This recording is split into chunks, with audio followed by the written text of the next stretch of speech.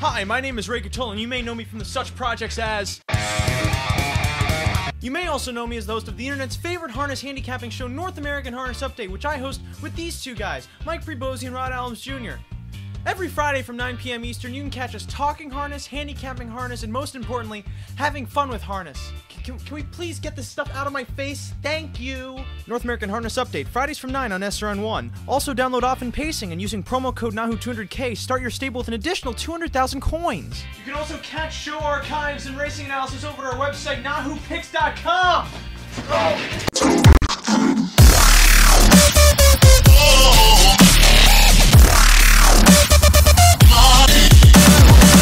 To South by Southwest.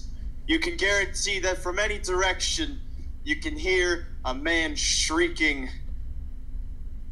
And that is the idiom of the week. Welcome, everybody. I am the idiot of the century, Ray Catola, introducing North American Harness Update for the week of May 20-something, 2018. I am joined here, of course, by my usual suspects, Rod Adams Jr., Mike Prebosi, now unmuted, back on the show, back in the country of the U.S. of A. That stands for the United States of America.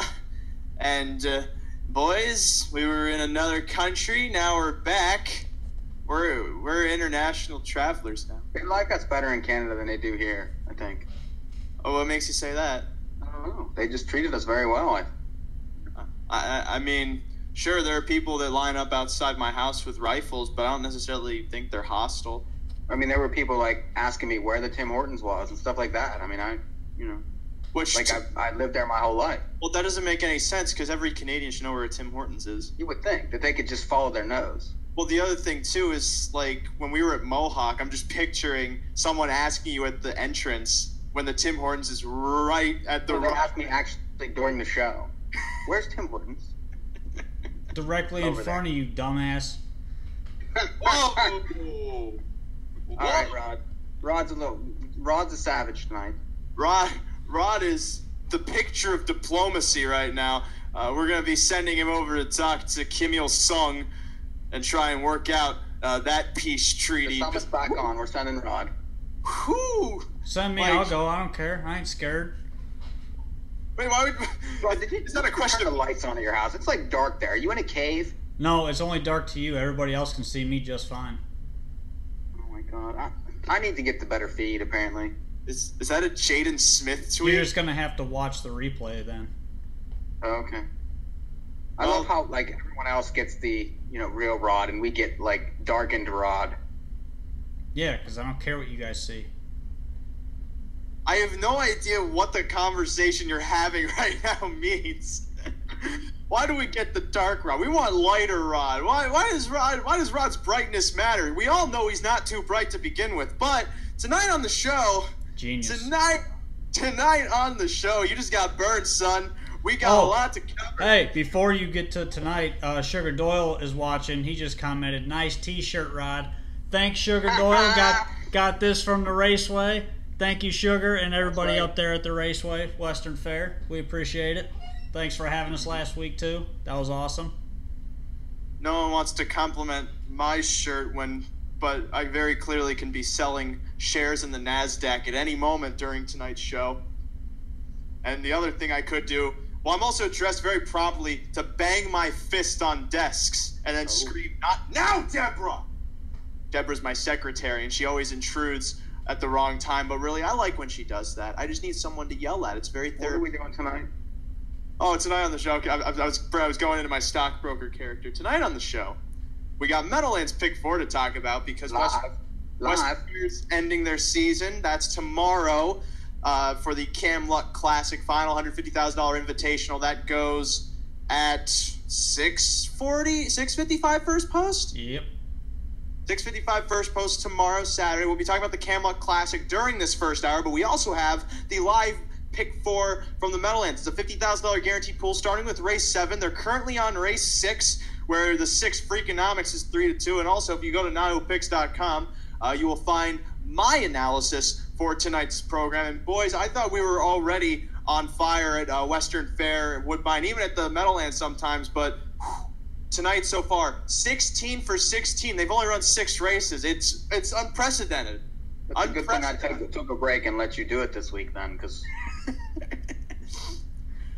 just remember, it's a free analysis. There's no refunds. Also on the show, in the second hour, we'll be talking about stakes action from Yonkers. In Yonkers, New York, it's like, where's Yonkers? It's not going to be in Monticello. They have a raceway over there. It's Yonkers and Yonkers. It's so clever. But they have the Art Rooney final, $300,000 pace, and the Lismore pace for $114,000. I think it's $114,000 or $111,000. It's one of the two, but the $3,000 really matter.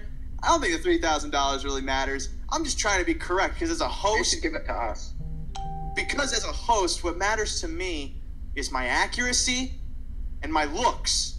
And quite frankly, I'm doing pretty poorly. So then after that, we also got Harris Philadelphia. They have a trio, that means 3 in Spanish, of invitationals. No. What do you mean no? What do you know? You know French. Right, 3. Not in Spanish. 3 means trio. Yeah, 3 is trio, not in Spanish. Oh, all right, Mr. Espanol. Mr. Espanola. 3 in Spanish is tres. What? Yeah, but he said trio as in 3. Yeah, but he said in Spanish. No, you're talking about those big plants with the branches and the leaves. Yeah, trays. But we have before we get to like what we're actually doing. The Commodore Barry Invitational, the Maxie Lee Invitational, and the Betsy Ross Invitational for the aged Pacers, the aged Trotters, and the aged Mare Pacers. That's on Sunday, May 27th. I thought it was the 20th for some reason. Somebody get this man a calendar. May 27th. I can't read to begin with. May 27th at Harris, Philadelphia. That's the trio of invitationals. And that will be in the second hour. Along with the one at Woodbine, and like his neck is bowed in half. Oh, the horse lost his neck? That's not good. Well, I hope he gets it back. But we're going to start off this evening with the Meadowlands Pick 4. Starting in race number 7, because it's the last 4 races on the card. There's only 10 races, and you're saying, but Ray, 10 minus 7 is 3. And I say that's because you're not counting the 7th. That's what makes it 4. So basically, 10 minus 7 equals 4, and we've been lied to this whole time. So starting with off this series, as I said, the 7th race. It's a 7th race event.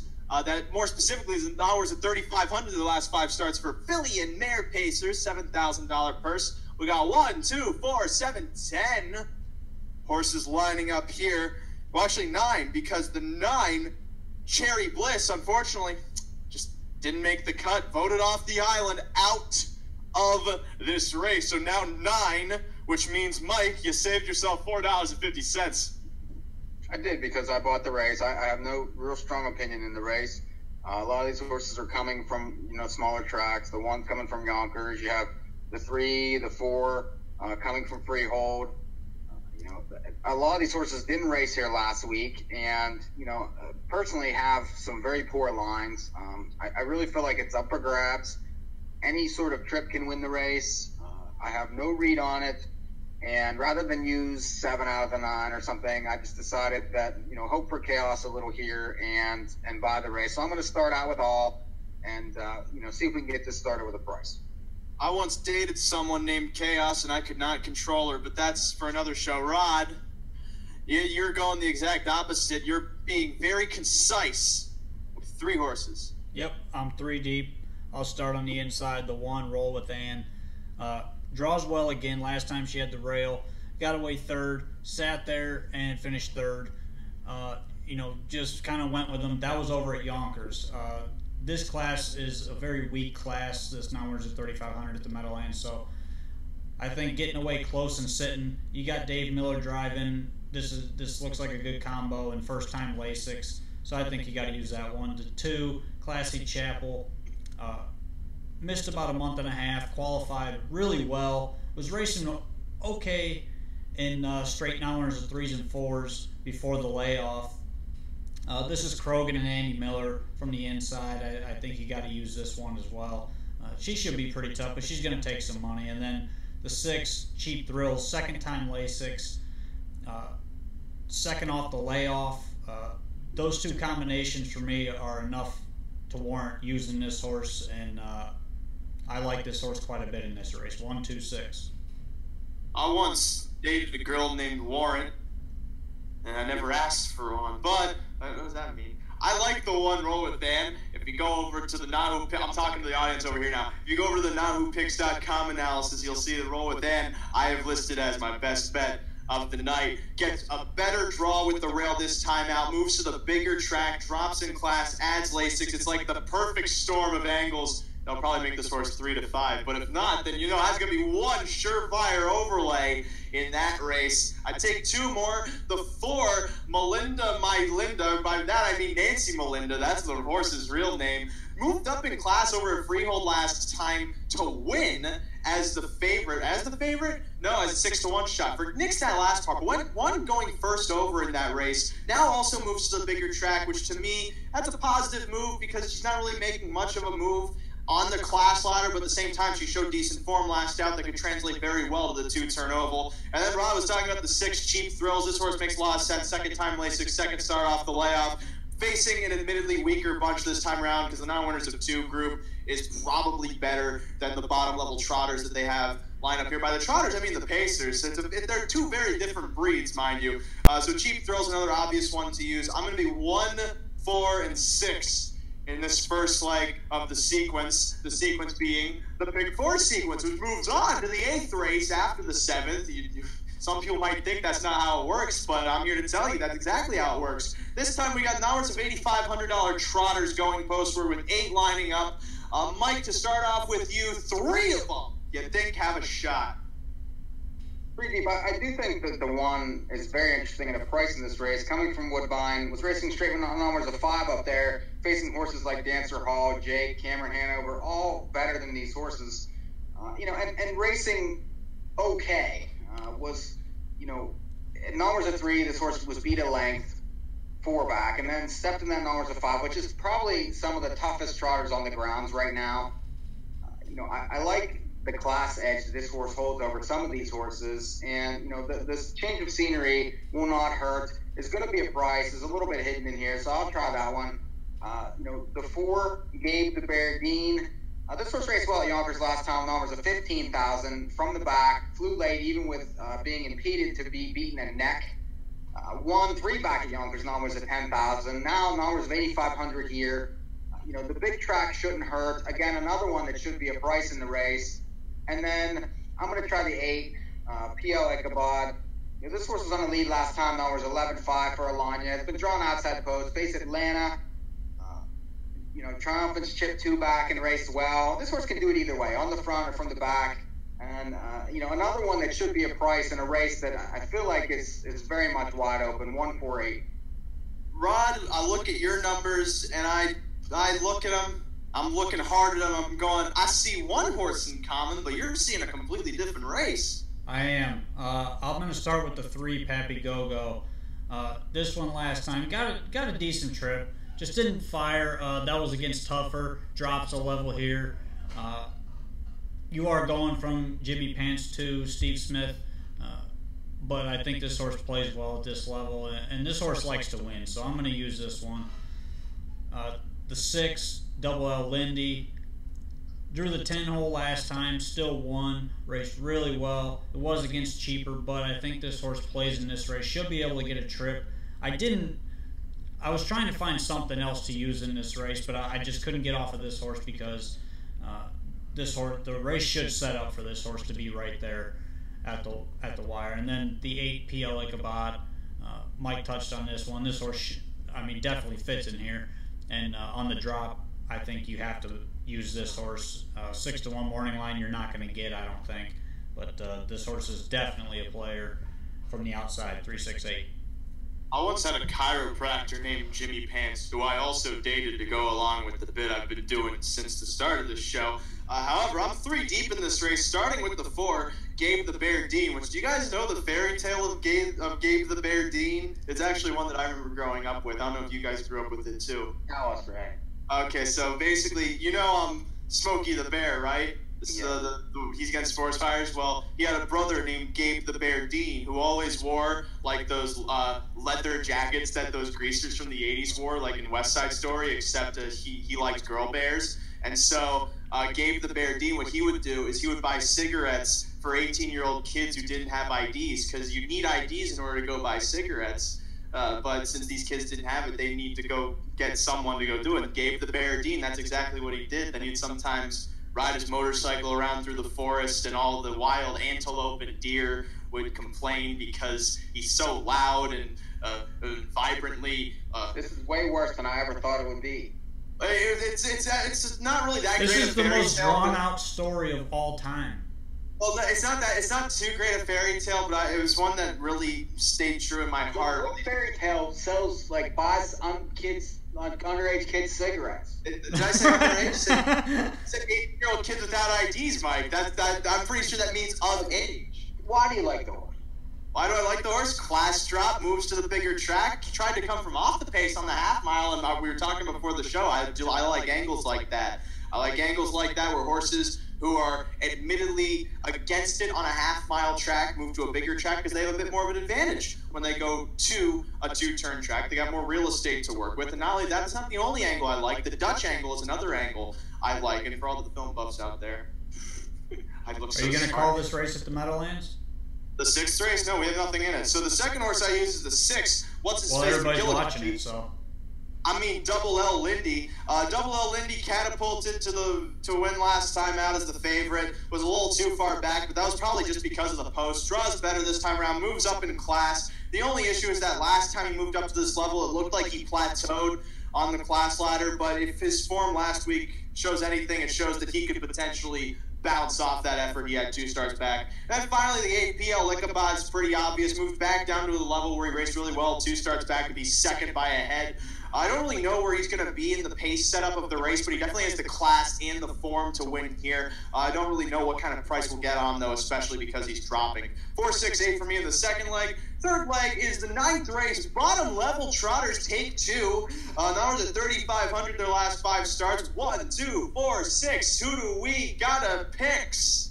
Ooh. 8 horses lining up here. And Mike, 3 of them are for you. 3 deep. The one is Chocolate Time. This is a horse I'm always a fan of. Off a claim, now for Harmon, draws well, and this horse was way too far back last time.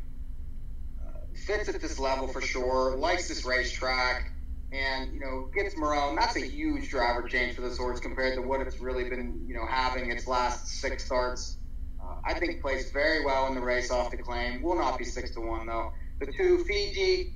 This horse drops from numbers of 5,000 back to numbers of 3,500. That horse always fits at this level. Just doesn't really necessarily like to win. 1 for 17 this year, 2 for 23 last year.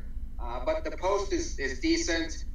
The horse is going to be up close and could trip out. The price isn't going to be necessarily what you want, but you have to use, I think, in the Maltese. And then the 8, Checkmate Time. Another one dropping. 1 at this level, 2 back. That Double O Lindy race really had no chance in that one. The horse is a bit all or nothing, but you can see 7 wins out of 21 starts and only 1 other share, a third. If she's good, she definitely fits. 1-2-6 or 1-2-8. For economics flyers, the field at 4-5 at the Meadowlands. That horse, of course, was involved in NAHUpicks.com, but for 4-5 shot, do I really need to tout it? I can just read the toe board. Just read the toe board. That's been the theme of the entire week. Just read the toe board. But Rod, you can't really read the toe board in this race because it's a couple races from now. That doesn't stop you, though, from taking 2 horses, right? 2 horses. 2 deep here.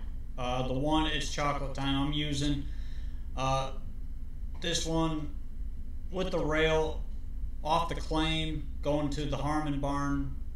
I think Rob was actually watching, so shout out to Rob. What? I think everything's lining up for this horse tonight, and this horse likes the front end. If he can get the front and get soft fractions, he can do it either way too. Yeah, the horse is versatile enough, and he's got early speed. He drew the rail. He's going to be close in here no matter what. So decent price play as well.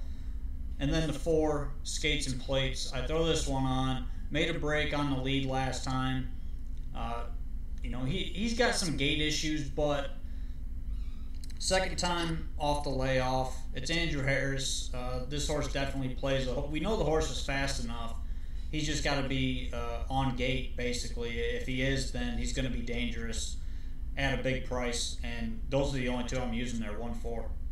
Well, you know, it's sometimes a lot to ask of a horse to just stay on gate, especially the ones that break. They're the hardest to try and get that for. But this race, we all agree on it's chocolate time. I doubt this horse is going to be much of a price play. Everything on paper goes to this horse really should be the favorite come post time. But if not, could be potential overlay in that case. By potential, I mean is, because I'm stating the definition of an overlay pretty clearly. I'm just not recognizing it. Draws better, off the claim, down in class, everything, all the angles that they teach you in handicapper school to look out for are on this horse. So that's what makes it pretty obvious. The other one then I throw on is the 8 checkmate time. 2 starts back, won very easily at this level. Moved up in class last out. Just struggled with the first over trip to end up finishing 7th. Back down in class, though draws the outside. That doesn't really seem like it to be much of an issue. And not only that, that good old Donald DuPont value. Ooh, I'm just salivating imagining this horse even going off remotely close to 8-1 on the morning line. It got more than that. It'll be the case, but a boy can dream. Dang it. 1-8 in the third leg of this pick 4. I never really pictured myself to be a dang it guy, but then again, I never pictured myself to be a horse racing podcaster. I don't know which is weirder. Final leg of this pick 4 is the 10th race. Now it's at 2,500 their last 5 starts. This is on the pace, $6,000, 8 horses closing it off. And Mike, interestingly enough, a single for you, 10-1 on the morning line. I'm going to try a single to 6 here, Frankie boy. You know, this horse raced okay last time, first time Meadowlands, and was bet too. It was 11-1 in the race with, you know, Pat LaChance. Gets Abatello here. I like that driver switch. I don't mind the Rosecroft lines. This horse was racing numbers of 4,000, which, and you know, winners over 6,000. These back lines, those are good races over at Rosecroft. You know, that's a kind of middle of the road level there. So, you know, this horse is a little bit cheap, but this is a cheap race with not a lot of form. And, you know, this horse flashed speed last time.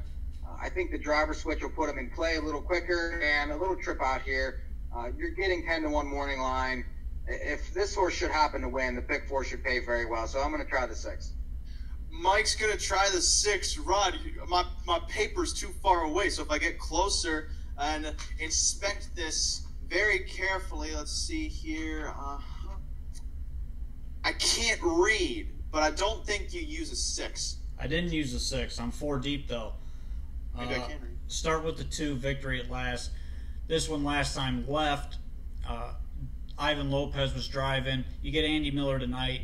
This horse has early speed, should be sitting close, especially from the inside, and is going to take quite a bit of money just on the driver switch alone. This horse definitely plays in a very weak field. The 3, Steady Pulse. Last time, got away way far back. Just couldn't make up enough ground. Jim Marone Jr. jumps on. Draws well once again. And I think this one might be in a decent spot. Doesn't win that often, but this horse plays if he can work out the right trip. The 4, Fool of Ideas. Last time got away way too far back. Another one, you know, just had too much ground to make up.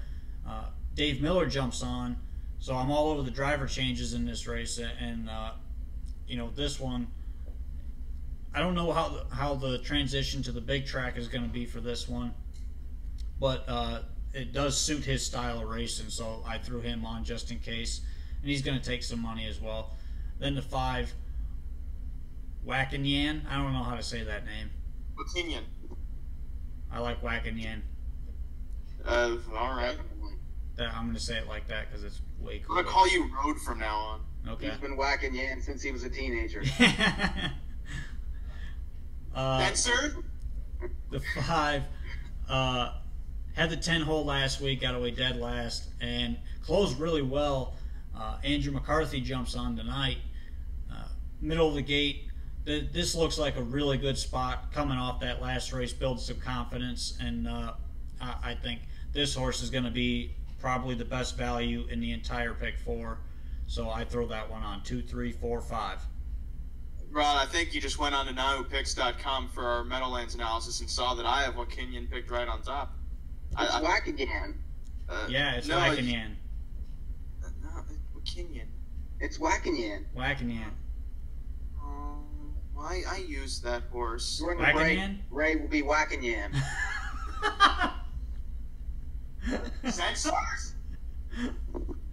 Not now, Deborah! Okay, so I'm 3 deep in this last leg. I didn't bang on a desk, but I got too much valuable stuff, so I can't do it. But I'm 3 deep. I used Wakinyan. This horse closed really well last time from post 10. I swear, Mike, I swear to Christ, or whatever God I might believe in, I got a fist that will bang on any desk at any time. 94-1 last time, and you guys like this horse. Yep. This gets an improved draw. Mike, these are horses that... Forget north of 2,500. Should be horses that have not. Nobody used the 6. Nobody. Nope. I used the 6. The 6 was one of the 3 horses I used. You didn't even get there. You're too busy going, oh, Wackinyan. That sounds something else to do. You're not doing that dance necessarily, though. It's a little too eccentric. I don't even know. It's like, wait, you know, this is the waxing the car dance. Waxing the car, waxing the car. Stretch it out, because you remember how like dance crazes in the 80s would be defined by. How do you remember anything from the 80s? You weren't even born in the 90s, barely. You weren't even born until 2000. 2000. I'm old enough to realize that I've had enough of this world. 3 deep. Wakinyan's 1, Frankie Boy's 2. This horse made 2 moves last time. I like that. Should improve, although him quitting that drastically last time out. Bit of an eyesore that could only make his value better, because with a better trip, he should definitely have more than he did last week. And the 3rd horse I used is to the inside, the 3 Steady Pulse. Rod talked a bit about this one. Came from off the pace to finish 5th last time. Making his 3rd start here at the bottom level. 2 starts back. He chased from the pocket. Could just work out a good trip. He's 12-1. This race... It's a tough race, so I'm just basically trying to find whatever kind of horses can be sitting up close and potentially pounce in the final stages. Steady Pulse could be one of them, Wakinyan could be another, and so could Frankie Boy. So that's why I'm 3 deep in that race. All right, guys? Okay. Good job, Ray. No, Deborah! Okay, so here's my pick 4 ticket. For 50 cents, Louis said that's a ShamWow dance. You want to see the ShamWow dance? No, he said that was the ShamWow dance. Not the waxing the car. Waxing the car. Stretch it out. Stretch it out. They're not watching. They're looking at your ticket right now. Quadruple bypass. Quadruple bypass. So I'm my 50-cent pick 4 ticket. 146 with 468 with 18 with 356. $27.50. I'm gonna be tweeting out these tickets while you guys give them out. Mikey, yours. All in the first with 148, with 128, with 6, with the scratch, it's $40.50. If you feel like a throw, I like Rod's 4 horse in that 3rd leg. So if you're, want to make the ticket a little deeper, put that horse in. Rod. 126 with 368 with 14 with 2, 3, 4, 5. Okay, that's what? My ticket.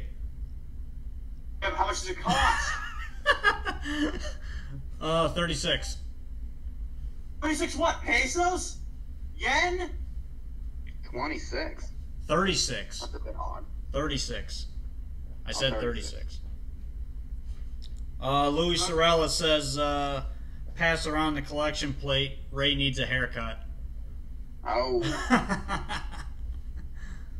I'll have you know that I get my hair cut by the finest volunteers this side of the Mississippi. Which side, I don't necessarily know. I never learned my directions. I already get my hair cut at the cutting corral. I don't know what's going on there.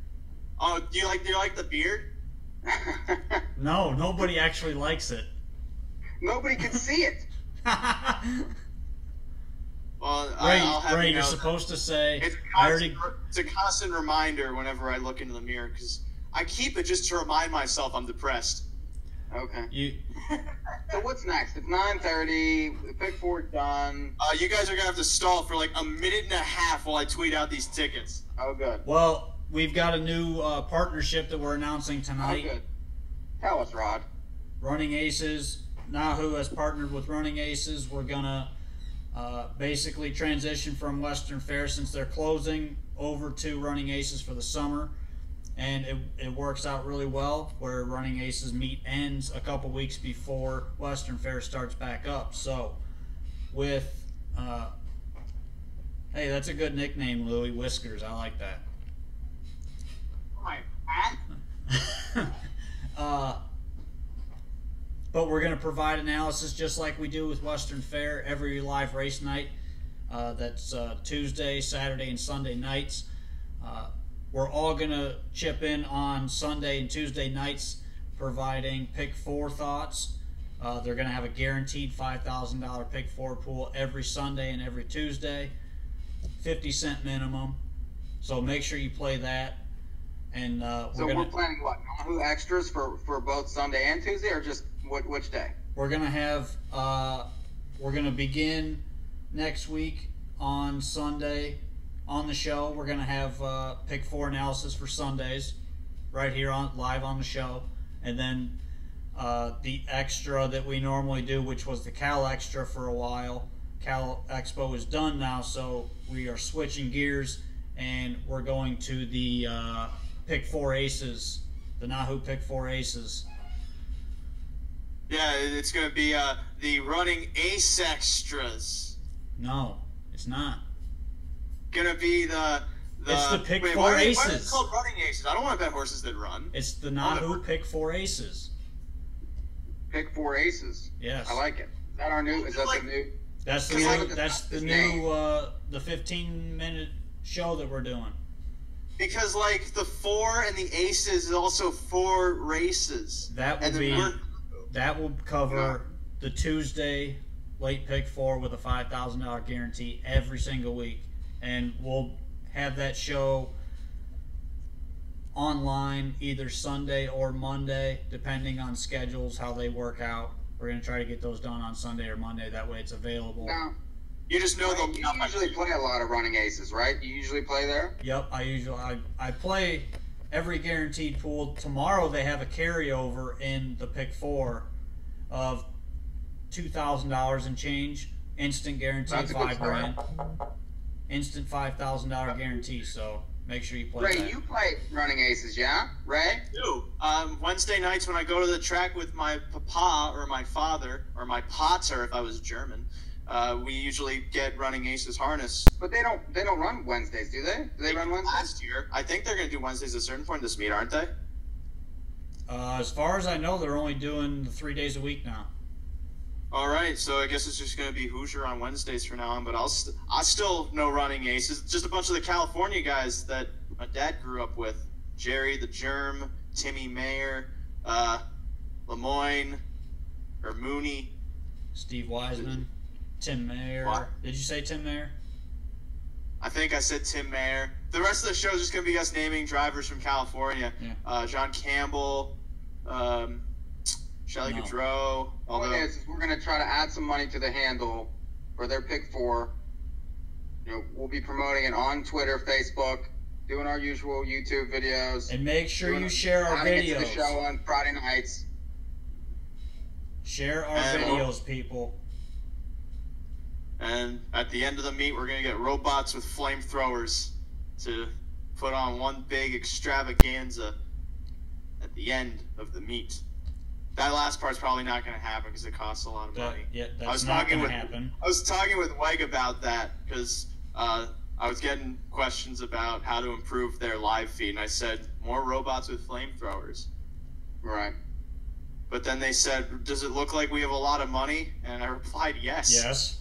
You got right now 3-1 on the one at the Meadowlands. That's Ray's top pick. Wow, Brian, who do you like in there? The 2's 5-2. That's the worst favorite since this side of the Mississippi. I don't think I did that right. I'm on the 6. I like 6. 9-2 on the 6. Like 6 of them? Oh, that's too many. Well, I have 9 of them. Well, you bought the race, but like 6. Well, here's the thing. You got 5 horses right now between 2.5 to 1 and 4.5 to 1. And only like 3 of them have a chance. Yeah, the 1, 2, and 6. No, the 2's not going to win. I'm sorry. I've seen too many horses like the 2 that qualify behind good horses and then have a really spunky final quarter, but they lose ground. And it's like, any horse can chase. I want horses that can win. Right now, the 2's 8-5. What's wrong with the 5 in the race? What's wrong with the 5? Let's talk about it. Lotus Sealster. Well, first of all, his name sounds like the Karate Kid. But I don't know if that's a bad thing. It's just the first thing that pops in my head. Oh, Frank Milby. Who's that? Like, there are people at the track. They're going, Frank Milby. Okay, let me tell you what I see. Okay, so this horse was good enough to be in the Petticoat Series not very long ago in March. Then raced numbers of 4. It was good enough. That's a conditioned stake. Late Doesn't close. matter. The horse pit. That wasn't even a consolation. That was a prelim. He was 35-1. I don't care. What do you mean? Great. Those are better horses than these are. Those are much better. Yeah, they are. And then numbers of 4 at Yonkers, Road Trouble. Fan 3 wide, 3 back. Then 2 hole closed inside. Got Lasix, had the 8 hole, no chance. Just throw that out. This horse was in the money 18 out of 35 last year, raced fine. Gets the big track. And it's 35-1. I mean, there's no. In this race, would you rather have the 5 or the 2? I'm not neither. I wouldn't bet either. I'd rather have the but 2. The 2's 8-5. Yeah, but you're not. I'm not. Don't put a gun to my head and say you gotta bet one of these 2, and if both of them lose, so do you, and that means you're gonna shoot me. All I'm saying is the race is wide open, and it's a bad favorite. So I agree, it's a bad favorite, but it's gonna be either the 1, 4, or 6. Okay. The 4's okay, but Steve Smith. And Steve almost became my favorite driver when he drove Princess Fabulosa in the Burning Point final. No, anybody else would have won that race. Because anybody else would have won. Yeah. The horses didn't have it. I don't know what the horse is up to now. Unless somehow magically she ended up in the Phillies and Mare Open handicap and she's dominating, which I highly doubt. She's probably a Pocono against numbers of 13,000. That sounds like a good fit for her. Why do I care? Well, go on to U.S. Trotting and find out. Oh, no, I'm asking the people over here. Why exactly do I care? They'll get back to me on that. They're still parading right now. We're looking at the 7, at least I am. Fina Patina. That is the horse's name. Which in Spanish means fine patina. She's 5-1 right now. And now we're on to the 8, My Little Surfer Girl, who's 5-1. I'm surprised how spread out the money is in this race. Yeah, it's a pretty wide open betting race. I like the fact that now the 6 is taking a little bit of money. Ken Workington's on the 6 with me, so like Mike said, you have 5 horses that are getting play between 2-1 and 5-1. The 6 is steadily dropping. Like My Little Surfer Girl from the outside post, I bet you most of that's just Gingras money that's coming in. The 7 is interesting because she tried to wire the field 2 starts in a row at Vernon and couldn't do it in either. So I'm curious how she's gonna go about racing this week. But at 5-1, I mean, I feel like it's a little low of a price for that kind of gamble. But I also didn't use that horse on my ticket. But I understand why she's 5-1. She at least shows some kind of spunk. I'm trying to see how far behind my feed is. Why so far behind, Rod? I don't know. I feel like it's about 15 seconds behind. But you're all going to get to look at the feed. I think it's a difficult race. I think that, a lot can happen in here. There's a lot of horses that show cheap speed. There's a lot of horses that don't show anything. Like Cheap Thrills. Well, you said cheap speed, it's like Cheap Thrills, so it's like you put the 2 together because they both use the word cheap. I think the 5 is worth a deuce at 36-1. If you think so, I'm not going to stop you. I just disagree. Okay, that's all right that you disagree, but I don't mind this horse at 36-1. I personally think she's going to finish up the track, but... Okay. Well, I'm giving you... Now it's 41-1. It's not like this horse is 6-5 here. Oh, yeah, and if anything, it's like you're going to risk $2 to get 84. It's like, I wouldn't stop you from that, potentially. Thank you. 50 seconds to post. All right, I'm right with you, Ray. I can't picture anybody that would be so vigilant. Like, if someone's at the betting window to go bet at 60-1, they just run up and sock them right in the jaw. Because, like, they literally will stop you from betting that horse. I've seen worse 40-1 shots in my life. I know that. I've seen worse 40-1 shots in my life. I've bet worse 40-1 shots. That's how I've learned. 30 seconds to post. 5-2 now on Classy Chapel. They don't like this horse. She's dead on the board. 5-2 favorite, dead on the board. I wouldn't That call might it not down. reach the gate. A second choice then at 7-2. We got two of them. The 1 Roll With Ann and the 6 Cheap Thrills. 4-1 then on Fina Patina. Scratched down to a field of 9. Countdown clock. Within 5 seconds, it's post time. This field is rolling in motion and approaching the start.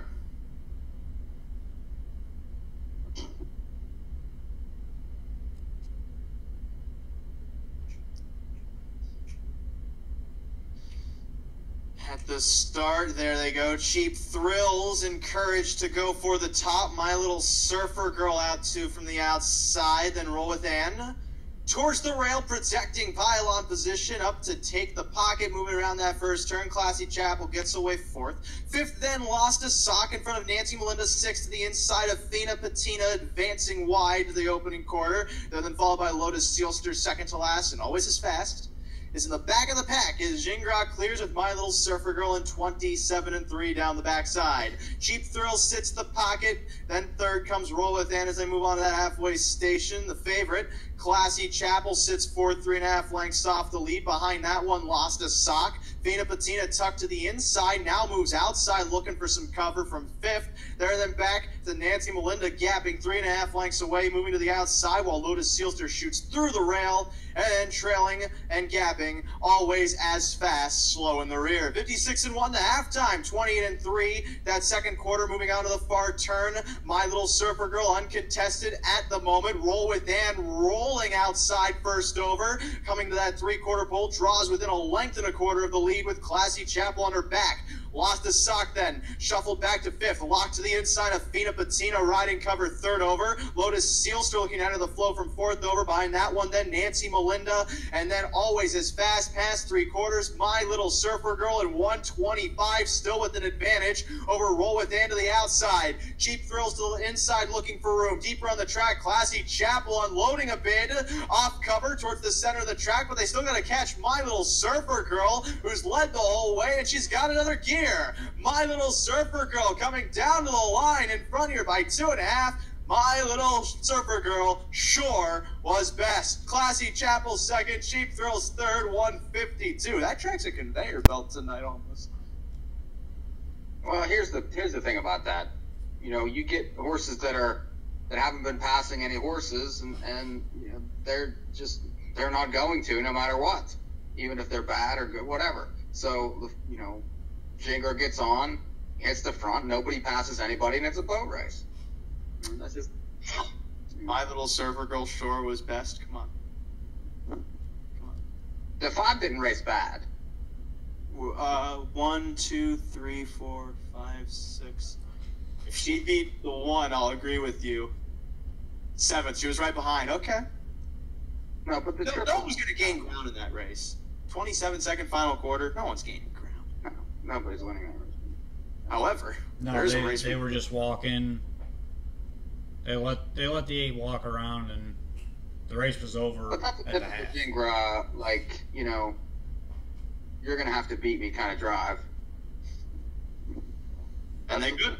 Legitimate. I mean, that was good. If you bet, that's what you want. Because My Little Surfer Girl sure was best. I mean, Good drive. I wasn't talking into the microphone, but I'm more like, I'm proud of what I just did there. And oh, hold on. Hello? Racetracks across America? Yes. $1 million to call races? Ooh, I'll have to call you back. Big developments here on the show. I'm the most in-demand person in the business next to Jimmy Fallon. It's incredible. Like $1 million. I don't know if I should take it though, because like I got a family to raise. I got a wife and kids. I got a You mortgage. got to split it 3 ways with us. Why would I do that when I'm doing 100% of the work? Welcome to our world. While you were in school all year. I know. Well, what a shame that I'm trying to make myself even remotely employable. How about we go to London? Well, we did. It was a fun time last week. We were up there Friday night. However, we can talk about their feature race, their signature race, $150,000 invitational race. Camluck Classic, formerly known as the Molson Pace. However, last year a bunch of the horses had a little too much Molson. They were tipsy-turvying all over the track. So they decided, you know what, we can't be sponsored by Molson anymore. It's the race. Although it was fun to watch, the horses just swerving out of control. Clearly, there's just something was going on. So it's the Camluck Classic now. That's also not the reason why. I think I should probably say that's not the reason why they changed the name, but. Camluck Classic, $150,000 invitational, 8 horses lining up, 7, or as I gotta quote this, as my boy Rick Uppel said, one of my heartthrob race callers from Fraser Downs back in the day, 7 in line, 1 in behind, except he'd say it more like a Flintstones character, and he would go, starting gate, roar! He could never pronounce roll, and it was very entertaining. I miss him dearly. But this race I will not miss because I'll be covering it for Standardbred Canada. From the second tier, morning line favorite. I'm pretty sure he's the morning line favorite, Bit of a Legend. Am I not? Am I mistaken? I don't think I'm mistaken. I'm rarely mistaken, Rod. No, you are not. I know I'm not. And I was saying to Rod before the show, he's saying in the program I picked Bit of a Legend. I said, Rod, Bit of a Legend's going to be the favorite. However, you don't think so. So then if that's the case, I'm out of curiosity. Who do you think will take most of the money in this race? I've been noticing a trend of trends. Our friends up north liking Easy Lover Hanover. I went against Easy Lover Hanover because I thought he was not good at all last week. The last 16th, he came to a walk.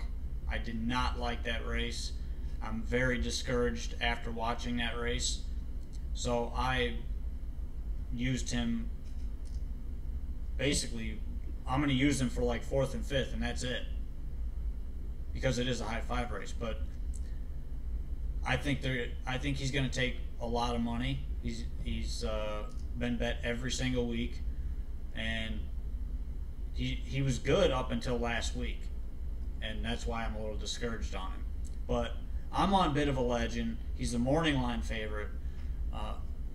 Basically, you know, this horse shows up when he has to show up. It doesn't matter what kind of trip he gets. You know, Jordan Stratton can put this horse basically anywhere on the racetrack, and he's going to race. I think he's in a good spot. He should be in a good spot throughout because Sunfire Blue Chip can fire out of there pretty quickly, and Rockin' Ron is going to get the front. Who else is going to go with him? That's the question. Rockin' Ron. Evening of Pleasure, I think. Evening of Pleasure is There's a lot probably of going to horses go. that can go in the race. I mean, I think that you have to be very leery of, especially on a half-mile track, with this kind of money, you know, who's going to sit and who doesn't. The 1 could certainly go. The 2 could go. I mean, there's a lot of, you know, the 4 could go, especially with Wah. You know, the 5 could go if he wants to. The horse has that kind of speed. Any of these horses can go early. I think what they should do is they should be lined up 7 across the track the whole way. Well, that's very possible that they could be 4 and 5 wide going to that first turn. I can tell you that right now. Oh, yeah. Everyone has the same idea. Especially with how London goes usually. Yeah, this is one of those races where I think it just sets up for Bit of a Legend because he's so versatile, being the half-miler that he is. I mean, you look at his last 3 races. He drew outside at Yonkers, got away 7th all 3 times, and finished 2nd all 3 times, coming halves in 54 seconds. Just, I mean, the horse is in really good form. He's going to be in a decent spot because even if the horse he's following, Sunfire Blue Chip from the rail, you know he's going to go and sit the rail. So I think the key with Bit of a Legend, he's got to get away behind Sunfire Blue Chip as close as he can, which will probably be like 5th. and I think he's probably going to get a call to pull first over around the quarter. And if he goes, I think whoever gets away third is going to be the one to pull first over and give him cover. And he's going to be tough off of that.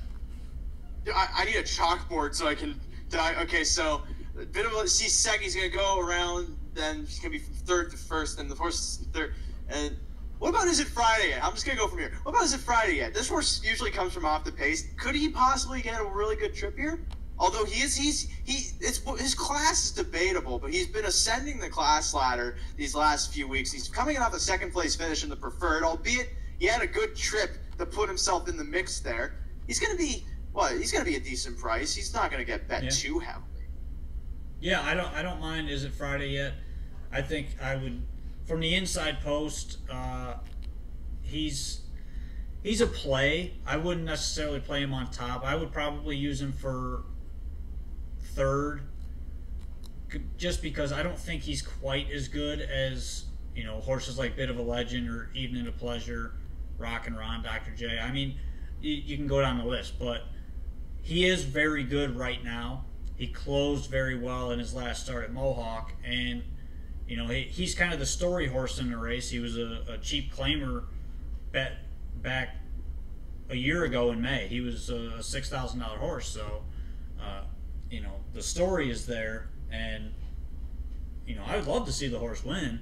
It'd be a great story. I just don't think he can win from I don't want to say the spot. He's going to be hard pressed to get that 2-hole and stay there, I think. Well, we don't bet stories, we bet horses. Mike, though, I'm looking back at his lines at Yonkers, and I'm starting to think with this potential pace setup, you might be thinking the right way with Evening of Pleasure. Oh, I love this one. I think this horse, has won this race in the past. It's racing extremely well at Yonkers. Those last 2 races were, one against Bit of a Legend, albeit, this horse had the 7-hole in that race, and ended up first up and steamrolling. 2 back, won by 7 lengths at Yonkers in an open handicap. I mean, that's retarded in 51-1. The Levy final, the horse had no chance whatsoever. Prior to that was racing well in those Levy limbs, even finishing second in 96-1. This horse has speed. He can do it either way. He likes this racetrack. There's some question marks inside. I mean, Easy Lover is, difficult to back off that last race, even though McNair wasn't in town. I mean, that was, I don't know. I really didn't like the race 2 back either, even though he grinded out a win in 51. And he may have, or 48-1, and he may have bounced off of that last time. There's something to be said for that. I'm not crazy about Is It Friday Yet, only because the horse had a perfect trip last time. The half-mile track is a question mark for sure, especially, and this level was a huge question mark. Rock and Ron is, he just dances every dance. I mean, look, how would you like to own this one? It's $550,000 last year, already $110,000 this year, and most of that racking up in leads. You get Waugh. He's getting the front with him. I mean, he's the best gate driver, probably besides Jingra anywhere. So he's likely getting the front. Bit of a Legend could end up buried in the race. Who knows what Dr. J's going to do from the 7-hole? I mean, his only real chance is to go. So I think that sets Evening of Pleasure up for a second over type trip, and especially if they go crazy, he's been getting the, kind of trips at Yonkers that he could see and hear and could capitalize off of that. So I'm interested in the 6, especially at a price, and you're going to get a price too. I think 4 or 5 to 1 is not that really difficult to envision here. I think potentially even higher too if Easy Lover really takes a lot of money, as does Rock and Ron, because it helps that Rock and Ron's coming off those 2 wire-to-wire wins, especially towards the betting windows. And a Bit of a Legend also, so he's going to be taking that winner last year, and horse is just good in general money, which places Evening of Pleasure, I think, probably close to like 6 or 7 to 1 potentially. That's very possible. Then there's 2 more. Killer Martini's pretty.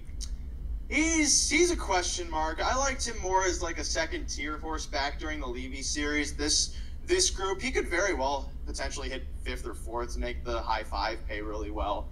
But then Dr. J Hanover, the outside, has never really been much of an off the pace type. But I have to think that that's what he's going to have to do in this race, because he's going to end up parked otherwise if he launches. And even then, on the lead, he's not that versatile. He usually needs things to go his own way on the front in order to even have a chance.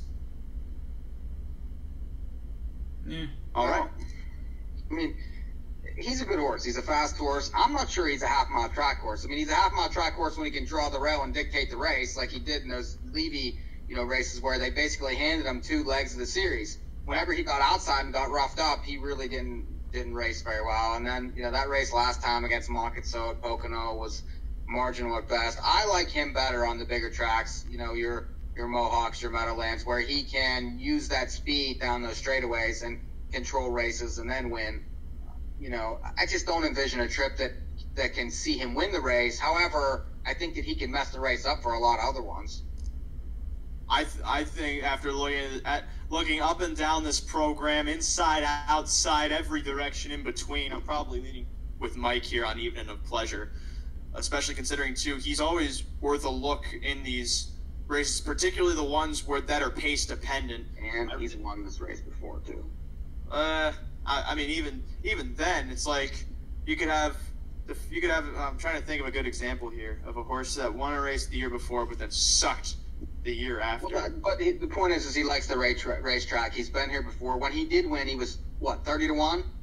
Yeah, and they also won the Mohawk Gold Cup. I think at like 60-1. That's the horse. I mean, for me, I'm on both the 6 and the 8. The 8 being my top choice, but as far as using horses on top, I think you got to use 3 of them: Rock and Ron, Evening of Pleasure, and Bit of a Legend. Just in case Rock and Ron makes the lead and nobody comes at him until after the 3/8, then he could steal it on the front. You know what, Rod? I want you to be a bit more decisive there, because I understand your hesitancy in terms of trying to protect yourself and playing defensively. But if you had to pick one horse to put on top, you put Bit of a Legend on top, don't you? Yep. Bit of a Legend is the horse I'm taking. He won it last year. He's the best half-mile horse on earth right now. He is, and I understand that he is, but this is not a good post for him, and it's a difficult setup. I like that he's got the 8-hole. I think it's going to set up perfectly for him. Blessing and a curse. He could end up 7th or 8th early with that spot. He could. In this race. He could, but that wouldn't necessarily be a bad spot if everybody goes. Because the only way he's getting away that far back is if everybody goes and Sunfire, gets left leaving the gate, basically. He's pretty much the key to the race, though, right? The one has to be the key to the race. Yeah. Well, the point I'm just making is if you're so over the moon with Bit of a Legend, why wouldn't you key him? Well, I'm not over the moon with him. I that's just my top pick. Oh, okay. He's. I feel like there's I think we can all agree he's the best half-mile horse in the world right now.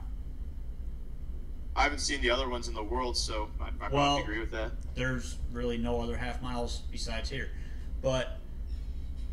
Australia? Hello? They're like all 5/8. No, they have 7/8. A couple. Yeah. But they're not even racing right now. What do you mean? They're racing right. It's winter time. Morning. You're right. He's a good horse, but it's a tough spot. That's just. It's and he tends to leave himself with a lot to do. As a recap for the Camelot Classic, tomorrow it's the nightcap. On the night the season ender, I was trying to think of another way to say night.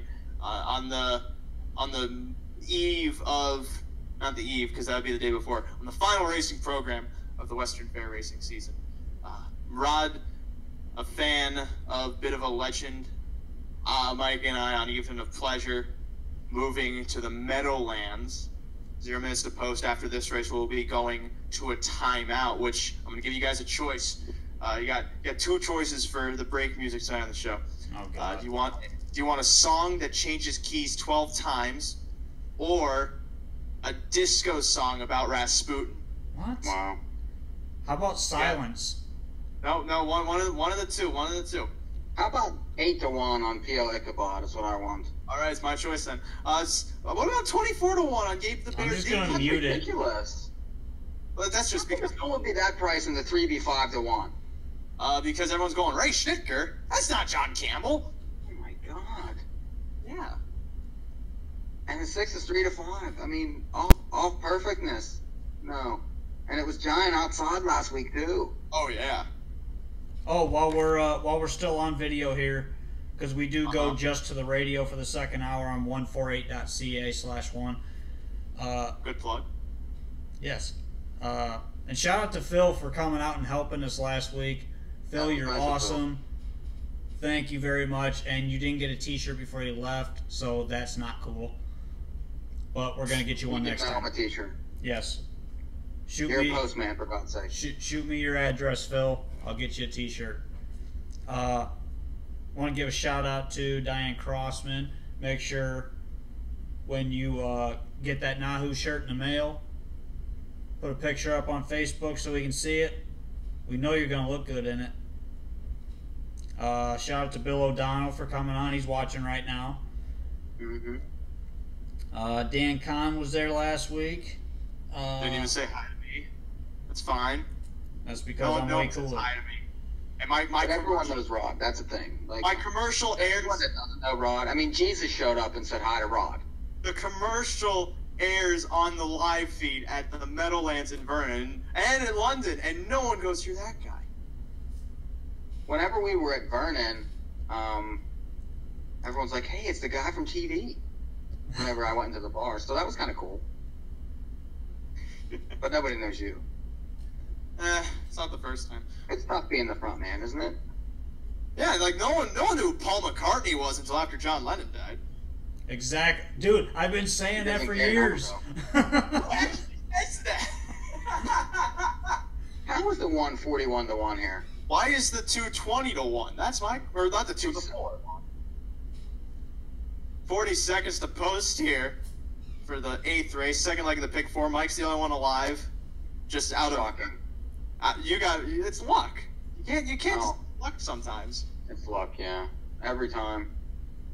All these tickets I give out, it's got to be luck. I mean, you I'm bought the luckiest man on earth.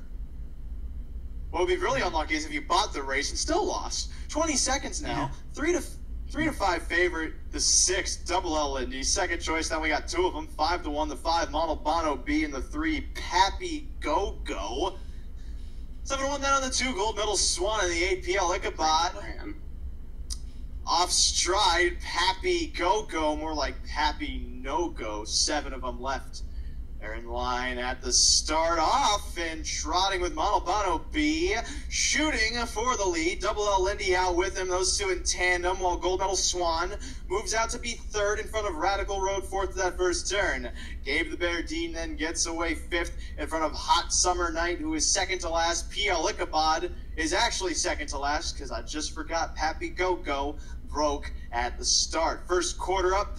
And Double L Lindy, the 1 to 5 favorite, circles to the lead over Montebano B in 27-3. Gold Medal Swan 3rd to the backstretch, 3.5 lengths off the odds-on choice. Radical Road drafts behind them 4th. A gap then to Gabe the Bear Dean, sitting 5th in front of Hot Summer Night. PL Ichabod, half in, half out towards the rear of the pack, looking to get moving with some cover. Still a long ways away. Pappy Go Go is a no-show to that half-mile. Double L Lindy in control by a length and a quarter. Montebano B sits that pocket at 56-1, 28-3 that second quarter. First up from 5th, Gabe the Bear Dean to that far turn. Sitting 3rd then Gold Medal Swan, locked in Radical Road to the 3-quarter pole. PL Ichabod looking to pick up that cover now from Gabe the Bear Dean, who's up to 4th but still has 3.5 lengths to make up on Double L Lindy rounding that final turn. Montebano B still 2nd, yet to make his move for Gingras, while Gold Medal Swan's locked to the inside 3rd. Outside Gabe the Bear Dean stalled a touch. Uncovered through 3 quarters, 124-2, top of the stretch, and it's the favorite, Double L Lindy's coasting into the lane here. Montebano B popping pocket, but has 2.5 lengths to make up as he drifts a touch through the lane. Radical Road up the inside with Gold Medal Swan coming down to the line. Odds on choice in front here by 2. Double L Lindy gets the W. Mono B second from Radical Road, who snuck into contention for third in 1:52 and 1. Not my type. I was tongue-tied towards the end of that because it's like, oh, geez, another favorite. The one race good at 70. By the way, Moira said there's no coughing during the race call. She's not wrong. I just have really terrible allergies. Well, so the main question is, are we going to stay on video for another hour? Because we got a lot of people watching. I mean, everyone's watching. Are you going to shut us off now, Rod? No, or what? no. Yes, tonight's show. We're gonna stay on. We're gonna stay on. We're gonna go to a quick break. Ray, don't play stupid music because nobody wants to hear. Brought to you by Running Aces. The extra hour brought to you by Purina Cat Food. When you're looking for... That's great. Did we get them? No, we didn't. Ray's just plugging random crap. Well, no, that's Rod's fault. It's timeout time. I'm trying to figure out how to do this because of the new setup we have here. All right. Do bop bop bop boo doo boop boop boop boop. This isn't the song we're going to break with. I'm just trying to figure out how to mute both. Probably is better than the one you have picked. Whoa. I'm sure. Whoa, that is not cool. We're going to break. Play techno. Come back. More Play North techno. American Hearts update. Play techno. You like how that rhymed? I didn't. Here we go. Play techno. Okay, it didn't work. Oh, fantastic. You two, no talkies. I'm a little glowing friend, but really I'm not actually your friend, but I am.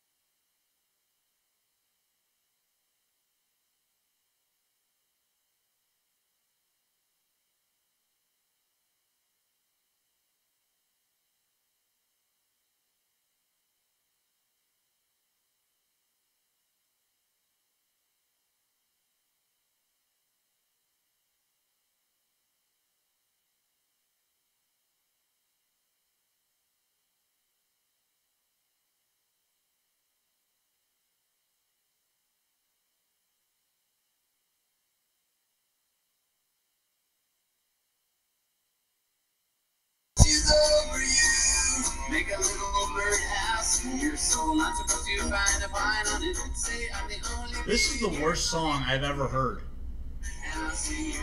It's really bad.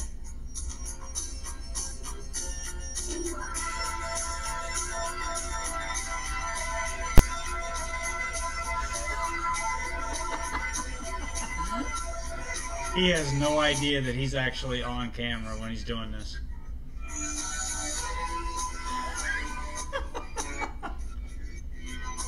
I'm your only friend. I'm not your only friend, but I'm a little glowing friend. But really, I'm not actually your friend, but I am. There's a picture opposite me of my primitive ancestry. I've stood on rocky shores and kept the beaches shipwreck free. Though I respect that a lot, I'd be fired if that were Why my does he know job. the words to the song?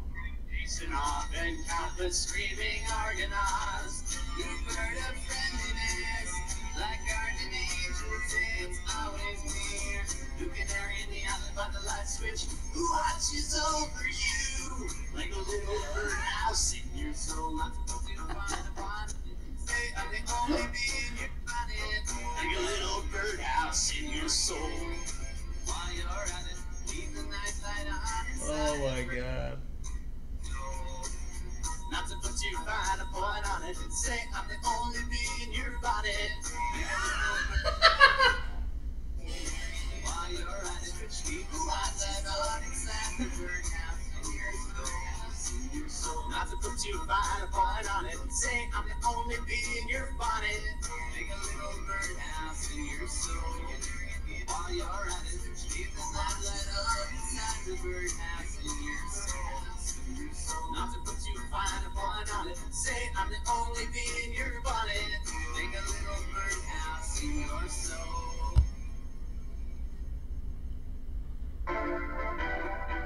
Philip Hong at Woodbridge. Police are looking for 3 suspects related to a home invasion in Newmarket. An officer says 2 homeowners answered the doorbell at a home north of Huron Heights Secondary School when a suspect forced himself in, followed by 2 other suspects. The suspects are being described as black, between 20 to 25 years old. Anyone with information is urged to contact York Regional Police or Crime Stoppers. Richmond Hill Council has decided to reprimand one of its members. Following an investigation by Integrity Commissioner Nigel Belchamber, Council decided to dock 30 days of pay from Ward 2 Councillor Tom Mensch. Mensch was found to be in breach of the town's code of conduct while he interacted with Ward 5 Councillor Karen Silvitz. Former Brampton Mayor Susan Fennell has quashed rumors about running again for mayor. Fennell was Brampton's mayor for 14 years before current mayor Linda Jeffrey defeated her in 2014. Fennell wrote on a Facebook post that she has been proud to be the city's first female mayor and thanked residents for 30 years of supporting her as Ward 3 councillor as well as mayor. The forecast, sun and cloud, 24. I'll have more updates on SRN1. For now, I'm Philip Hong. Thank you, Phil. Did you like that? No. Everybody was watching that, by the way. Who's watching it? You think I didn't know that? Oh yeah, Welcome. they were watching. Welcome back to more 13 Reasons Why. I'm Ray Catola, joined here by Mike Rebosi, Rod Elms Jr. Yes. Bring you into the second hour of this not program. None of it's planned, although it's planned off the cuff, therefore improvised.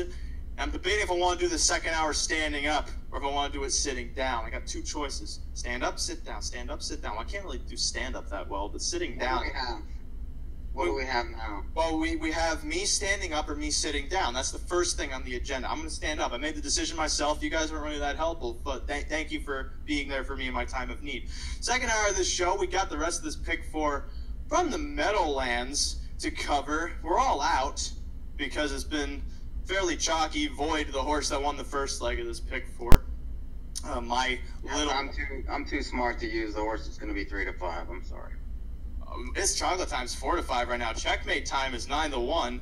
Wow. 4 to 5? Even money now on it's chocolate time. That's a little short. But checkmate time 9 to 1. I don't know if I'm sweating from that they might be giant. That's Some going to go up. this horse like. Ooh. Were you guys counting 12 times? That song changes key 12 times. No, we weren't actually listening to it. I mean, it's not my fault you guys don't want to broaden your listening scopes. It's It fine. literally has nothing to do with that. It's just No, a bad song. there wasn't an 808 or a subwoofer for you to jam out to. I understand. I understand.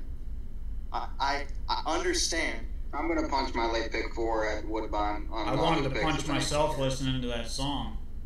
I'm going to punch this desk. Not now, Deborah! Okay, so coming up in this hour, that's a callback to the first hour if you guys weren't watching. I was debating if I wanted to throw water under my armpits because I'm dressed in prime clothing to have pit stains. And just, like I said earlier in the show. What? You gonna judge me? You gonna judge me when I'm judging myself? I'm trying to do your job for you! As I vigorously put the mic back in the stand. But in the second hour of this show, Yeah, how many cups of coffee have you had? I had 1. And a little Adderall here and there, but we got more stuff to talk about. Actually, I gotta come clean, quite literally, because I don't take performance enhancers. I've said this from the start. Everyone just goes, "Wow, you're naturally like that." It's like, get on my level. My level being like ground level, but it's still. I'm like 6 feet tall, so I still have a bit of like a height advantage, unless you're over 6 feet, in which case I gotta get on your level. But second hour of the show, like I said, rest of the pick 4 from the Meadowlands, 10 to 1 on checkmate time. Ooh, that's tempting. That's very tempting. But along with that, we have stakes from Yonkers and Harris, Philadelphia to talk about. Tomorrow night at Yonkers, they have the Lismore pace and the Art Rooney pace. And then I'm talking to the crowd over here now. And after that, you know what's coming up Sunday, boys and girls? Because we have a very diverse audience. We got 3 invitationals. Trio. And what does trio mean in Spanish, Rod? It doesn't mean anything. It's not a word in Spanish. It means 3. Come on, Rod. That was your first test. You already failed. That's the demerit. It's not a 3 Spanish demerit word. route. We got the Betsy Ross Invitational. We got the Maxie Lee Invitational. We got the Commodore Barry Invitational. That's 1, 2, 3. Aged mare pacers, aged mare trotters, aged pacers. Wait, did I do that? Yeah, I think I did that right. And that's Sunday. So first up, let's pull up the Yonkers past performances and get rolling into this stakes action. As you can tell by me taking the mic out of the mic stand, things are about to get more dynamic, about to be more moving. And I don't mean emotionally, because let's be honest, people haven't felt anything in the 21st century. Am I right? Am I right? I can't get any high fives. Rod sure can, though. He's hit at least 30 of them. But starting off, we have the Lismore pace. Tomorrow evening at Yonkers. I have no idea what kind of smack's being talked about me right now. Ah, beautiful. That's my allergies, if you could not tell. I have a histamine imbalance. However, what's not... Get you medicated. No, because you know what happens to people that get medicated? They get drills in their brain. That's right, lobotomies. I don't need no lobotomy. Maybe not such a bad idea. No lobotomies, ifs, ands, or buts. Wait, no. Lobotomies, ifamies, That implies more than one. 111,000. Look, you know what they do to the revolutionaries? They kill them. Wait, that doesn't really speak well for me. Oh, crap. I don't want to die. Not for this. 8 horses lining up in the Lismore. We got Alexis Power, Rain on Me. I'm just naming familiar faces at this point, but the morning line favorite, and I don't know if she will be the favorite. You guys can chip in on that. The 4 pass line blue chip here for Melvin Wayne Given. Second in the Lismore elimination last out as the favorite, only by a head though. Lost to Jules for Real, who sat in the pocket. Now draws better than her again. First things first, looking at this race, these are all young fillies coming back from their 2-year-old season, seeing any kind of potential in any of them in terms of a potential price play in this race. Mike, I'll start off with you.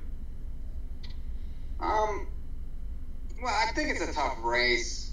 I don't mind Jules for Real drawing well here, even though it got a good trip last time. Those Weiss races aren't horrible. The horse seems to be turning the corner, and, you know, I think the draw is everything. A lot of the main speed in the race has drawn outside, and I think that a garden spot is likely for the 2. And, you know, if that happens, you know, she's going to be tough from right there with the connections, you know, the improvement, and the price should be okay. So I'm interested in the 2 some. I don't mind the 3 also, Believe in Me. You know, this horse raced well known as the 3 Philly. Had no chance last time, but again, draws better. Keeps Sears. I like Pelling. Another price that's very interesting in a race that, you know, really doesn't have any kind of clear favorite. You know, the 4, you know, hasn't been finishing races, and that's an issue. You know, I'll try the 2 and the 3. Ooh, the 3 Believe in Me. That sounds like an interesting price play, especially from the Brett Pelling barn drawing better. I feel like those are things you said, so if anything, I'm just being redundant at this point. But Rod, you got a very unique opinion. That's why you usually contribute to the show, and I'm turning around because I'm trying to talk to you from this angle this time. I'm not putting my back to the crowd. It's just want to talk to you this way now. But you have a specific way you see things, and I want to see it through your eyes this time. Tell me what your eyes are seeing in this race. I'm gonna take a little bit of a chance here and go with Python Blue Chip. Last time was making a big move to win the race basically, and made a break. Just eliminated herself from winning the elim there, but you know, still got into the final. And you know, the thing with this horse, she's got early speed. She's got a ton of early speed. She can get out of there very fast.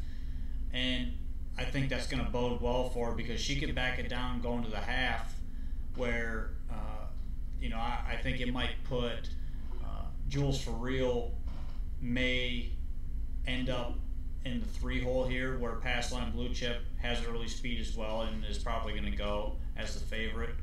So I think it might line up 5-4-4-5.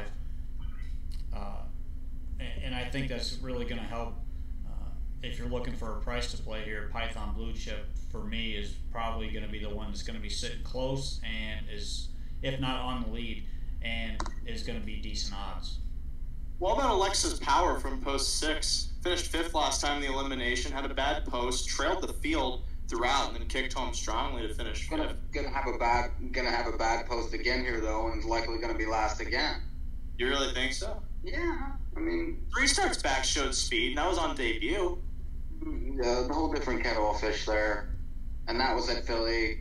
You know, this is different. I've 26-4 to me reads speed. I'm sorry, but as the handicapper without a neck and with shoulders arched up, I gotta say, 26-4 certainly looks. If she gets to front in the race, I'll eat the book. I'll be shocked, especially with Team Trick, who sends nothing ever. I mean, that would be some good fiber for your diet. Mostly eating that protein. Yeah. But Passline Blue Chip, I agree, is a very vulnerable favorite. I also look over to the Meadowlands to see where we're at. Okay, we got time before this next race at the Big M. I was kind of looking at Solitary, too, the inside who draws the rail, but she doesn't really seem like to have that much of a late kick.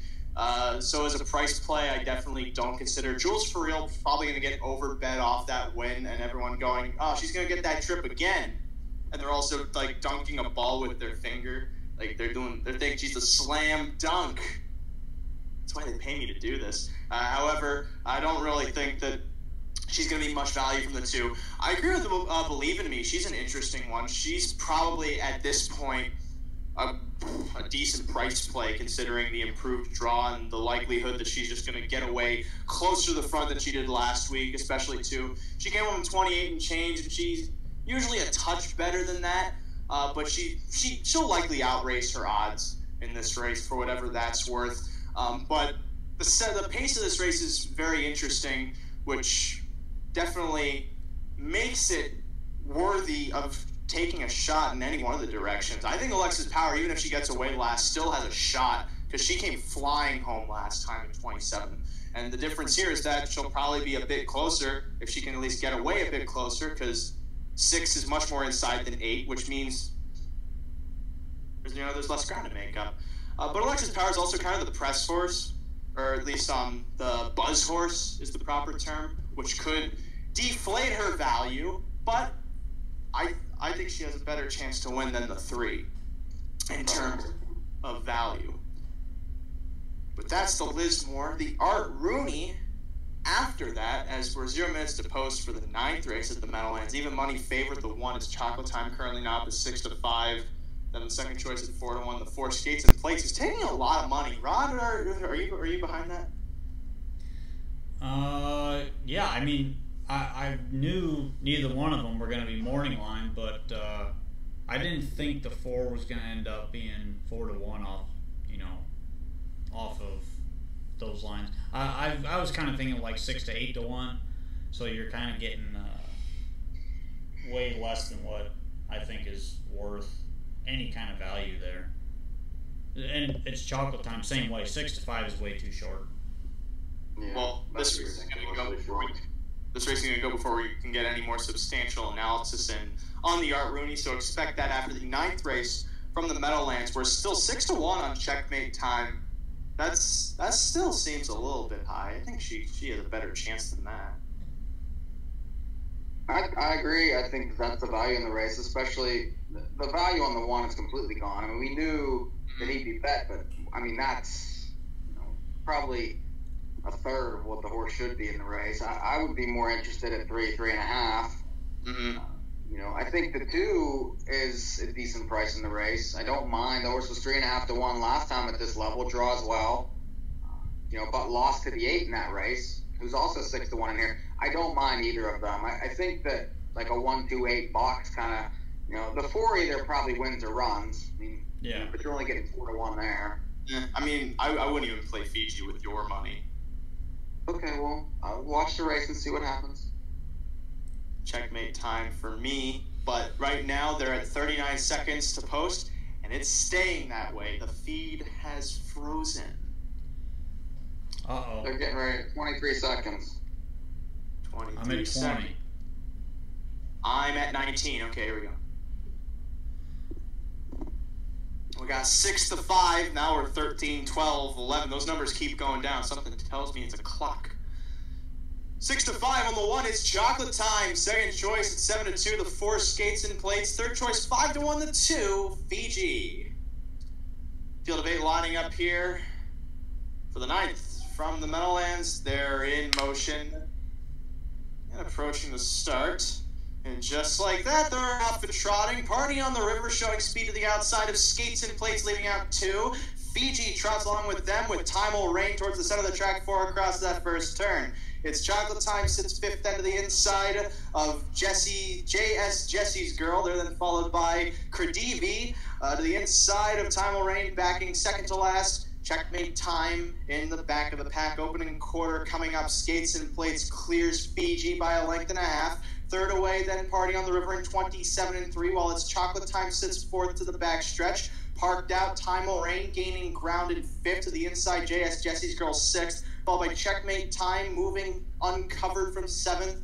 With Credivi towards the back of the pack, moving to that half-mile station, it is Skates and Plates dictating the terms in front of Fiji riding the pocket. Third still, Party on the River. Time Will Rain found room to tuck in 4th as it's Chocolate Time's dropping out of contention. Checkmate Time moving up to 5th.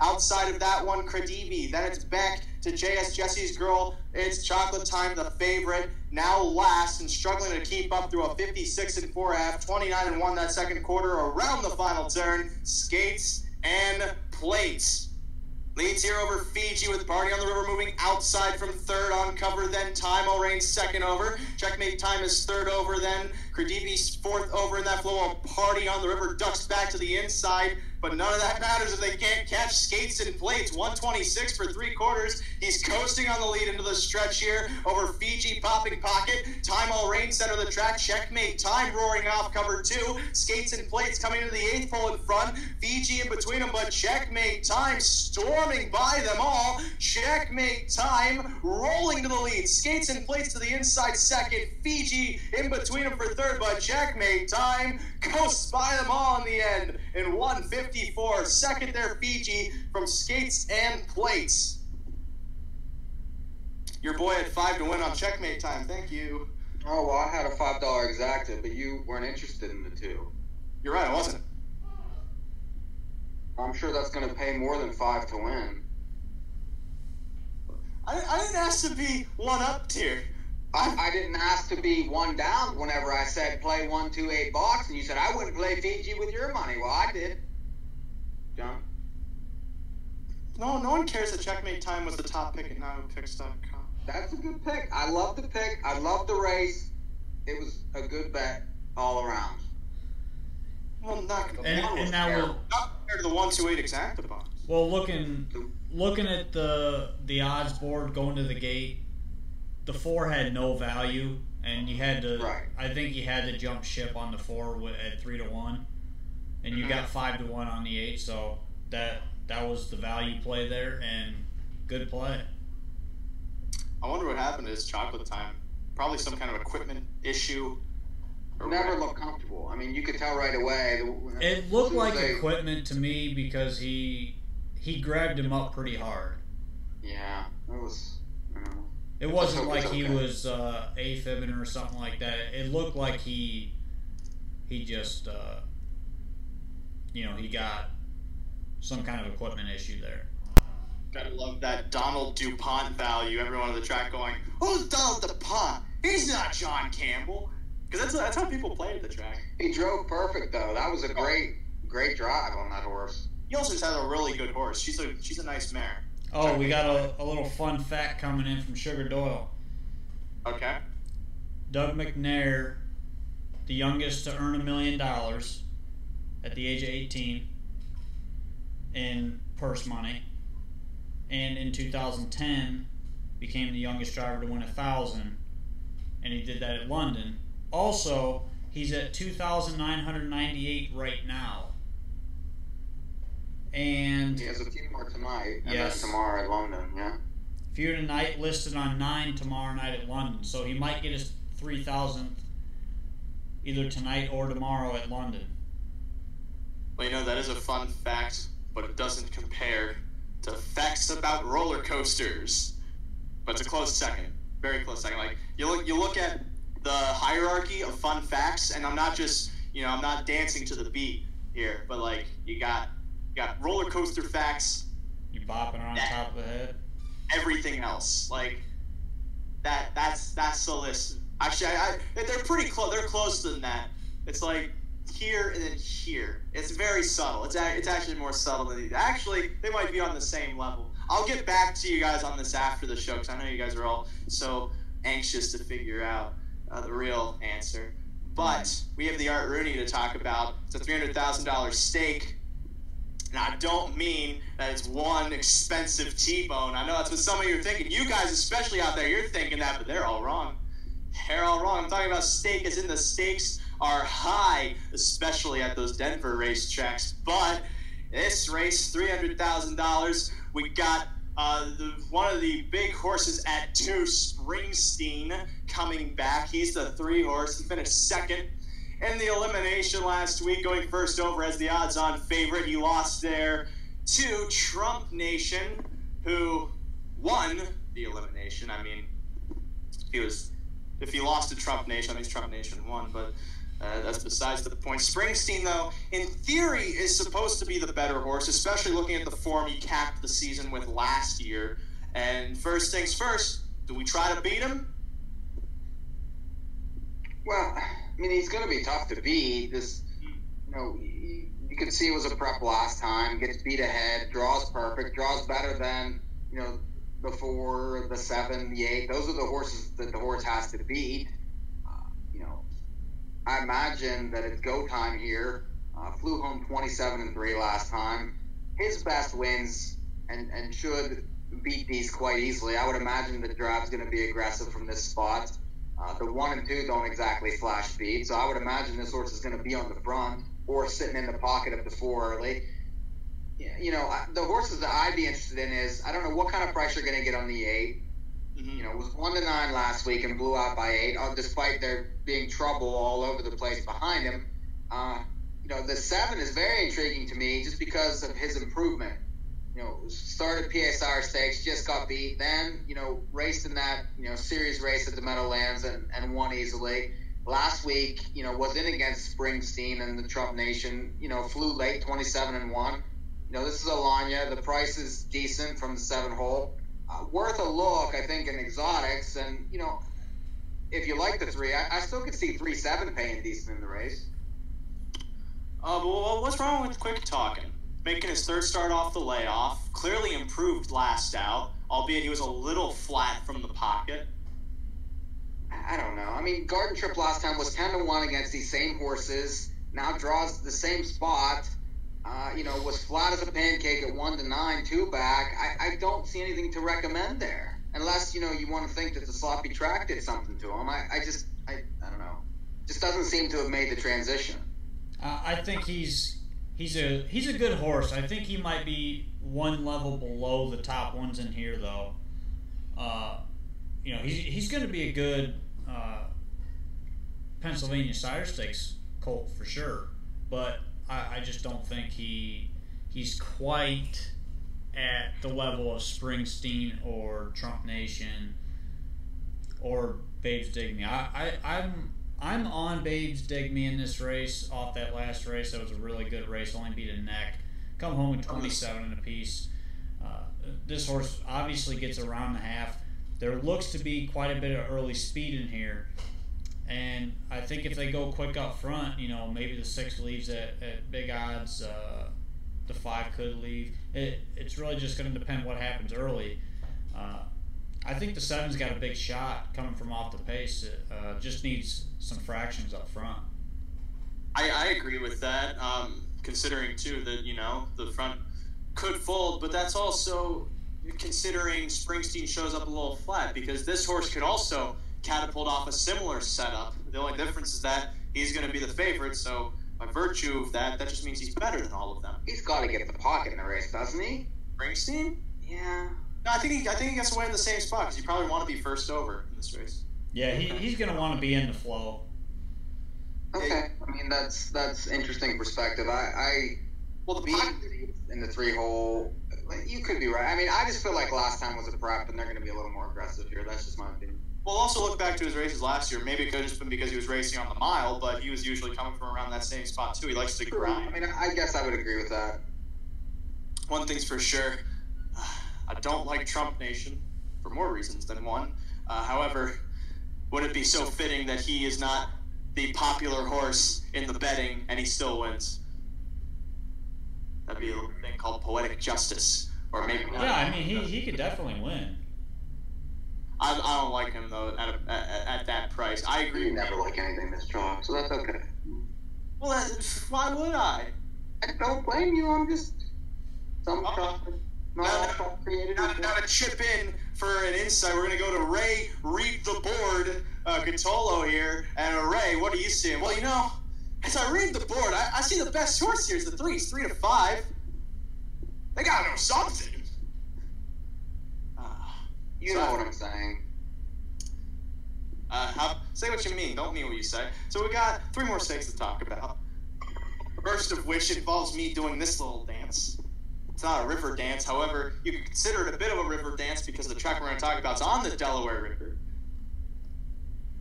It's clever. That's clever. For those of you listening on the radio, I'm wagging my finger going, you son of a gun. Because that's what you have to say as a good little Christian boy. You have to say it like that. You can't say other things or else you end up in the eternal fire. But this race, the first of the invitationals we have to talk about at Harris, Philadelphia, outside of all of the races that come before it, which would be exactly 9 races. The 10th race is the first of the invites. Oh, blessed this day may be. We have a $150,000 open, or rather invitational trot featuring Marion Marauder coming in off a win at Harris, Philadelphia in the Great Northeaster Open Series. I think that's what it's called. He's going to be the favorite here. I mean, he draws the rail. He's going to be the favorite. Is there anything else? I think it's a good race. I mean, it's not just him in the race. He's 2 to 1 maybe. He's not 3 to 5 by any means in the race. All right. The 4 should take money. The 5 should take money. The 7 should take money if anybody has any brains. But I mean, like Marion Marauder last season was such a good horse. He won 3 out of 10. That means he lost the other 7. 4-year-old season's tough. Okay, well, this is no easier. I mean, these horses are sharp. They have more recency.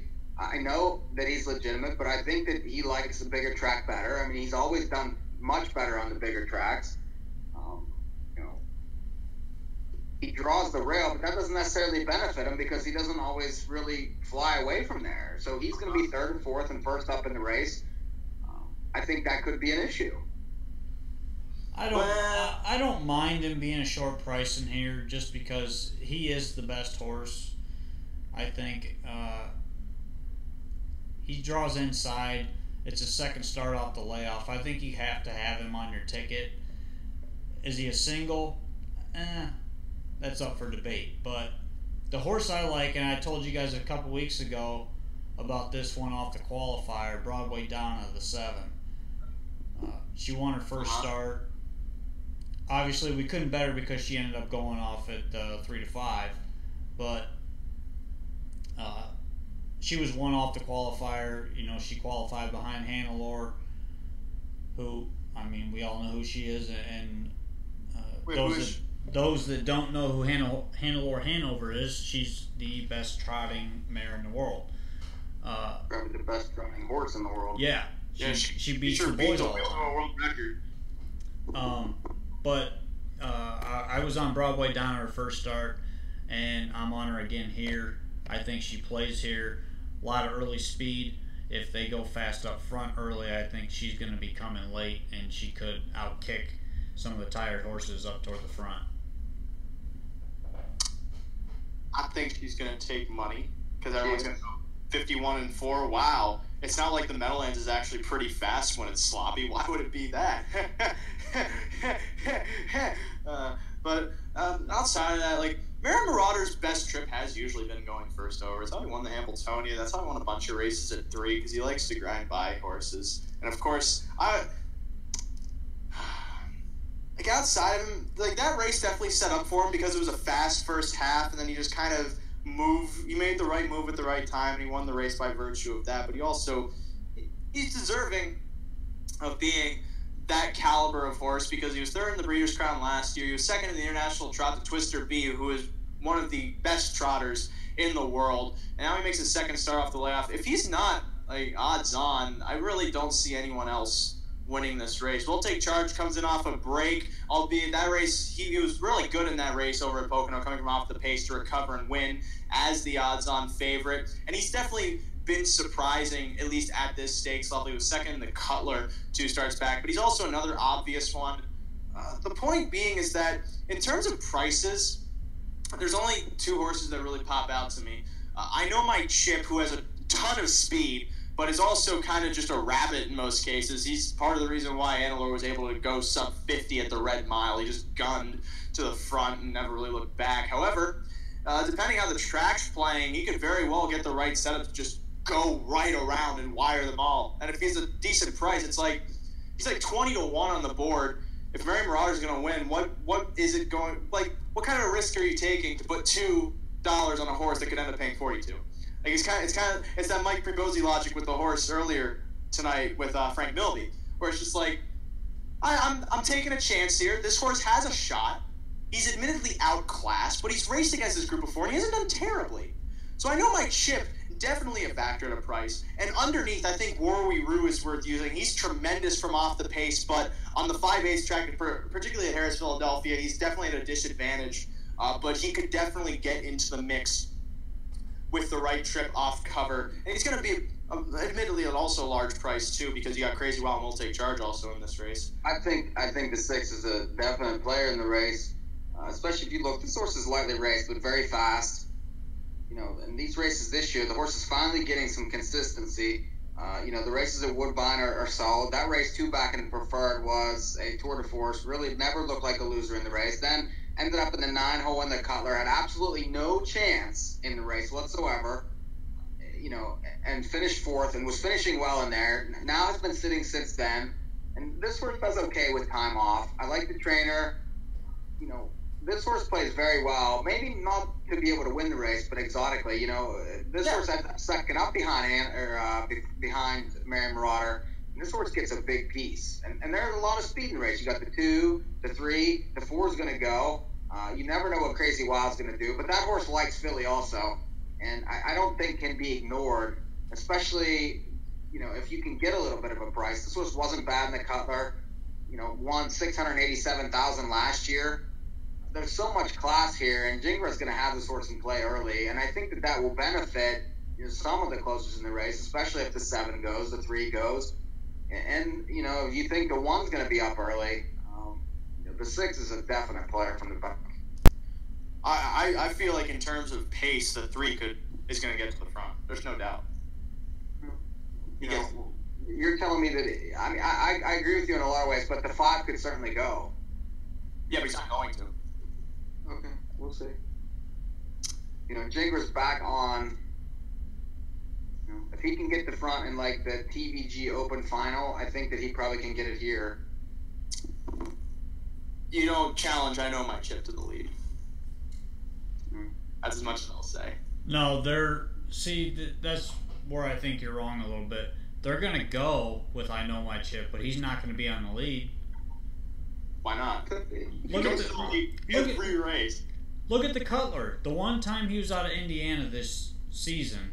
He had the 10-hole. It doesn't matter. He should have been on the lead. What did he do? He grabbed up and got... why did he get the front there? You can't challenge him to the front. He sat second. He made the lead and grabbed up. That's what happened. We spent enough time on this race. What do I know? I just had checkmate time at 5-1. He'll make the lead, he'll grab up, and Crazy Wild will take over. Yeah, pick the favorite. I don't care. Betsy Ross.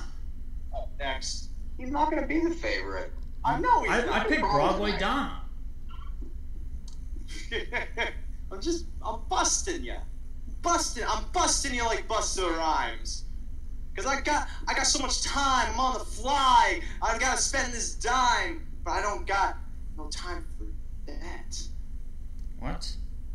Betsy Ross is the next invitational. However, they're going around the track at the Meadowlands for this final race. 2-1 favorite, the 2 Victory at Last.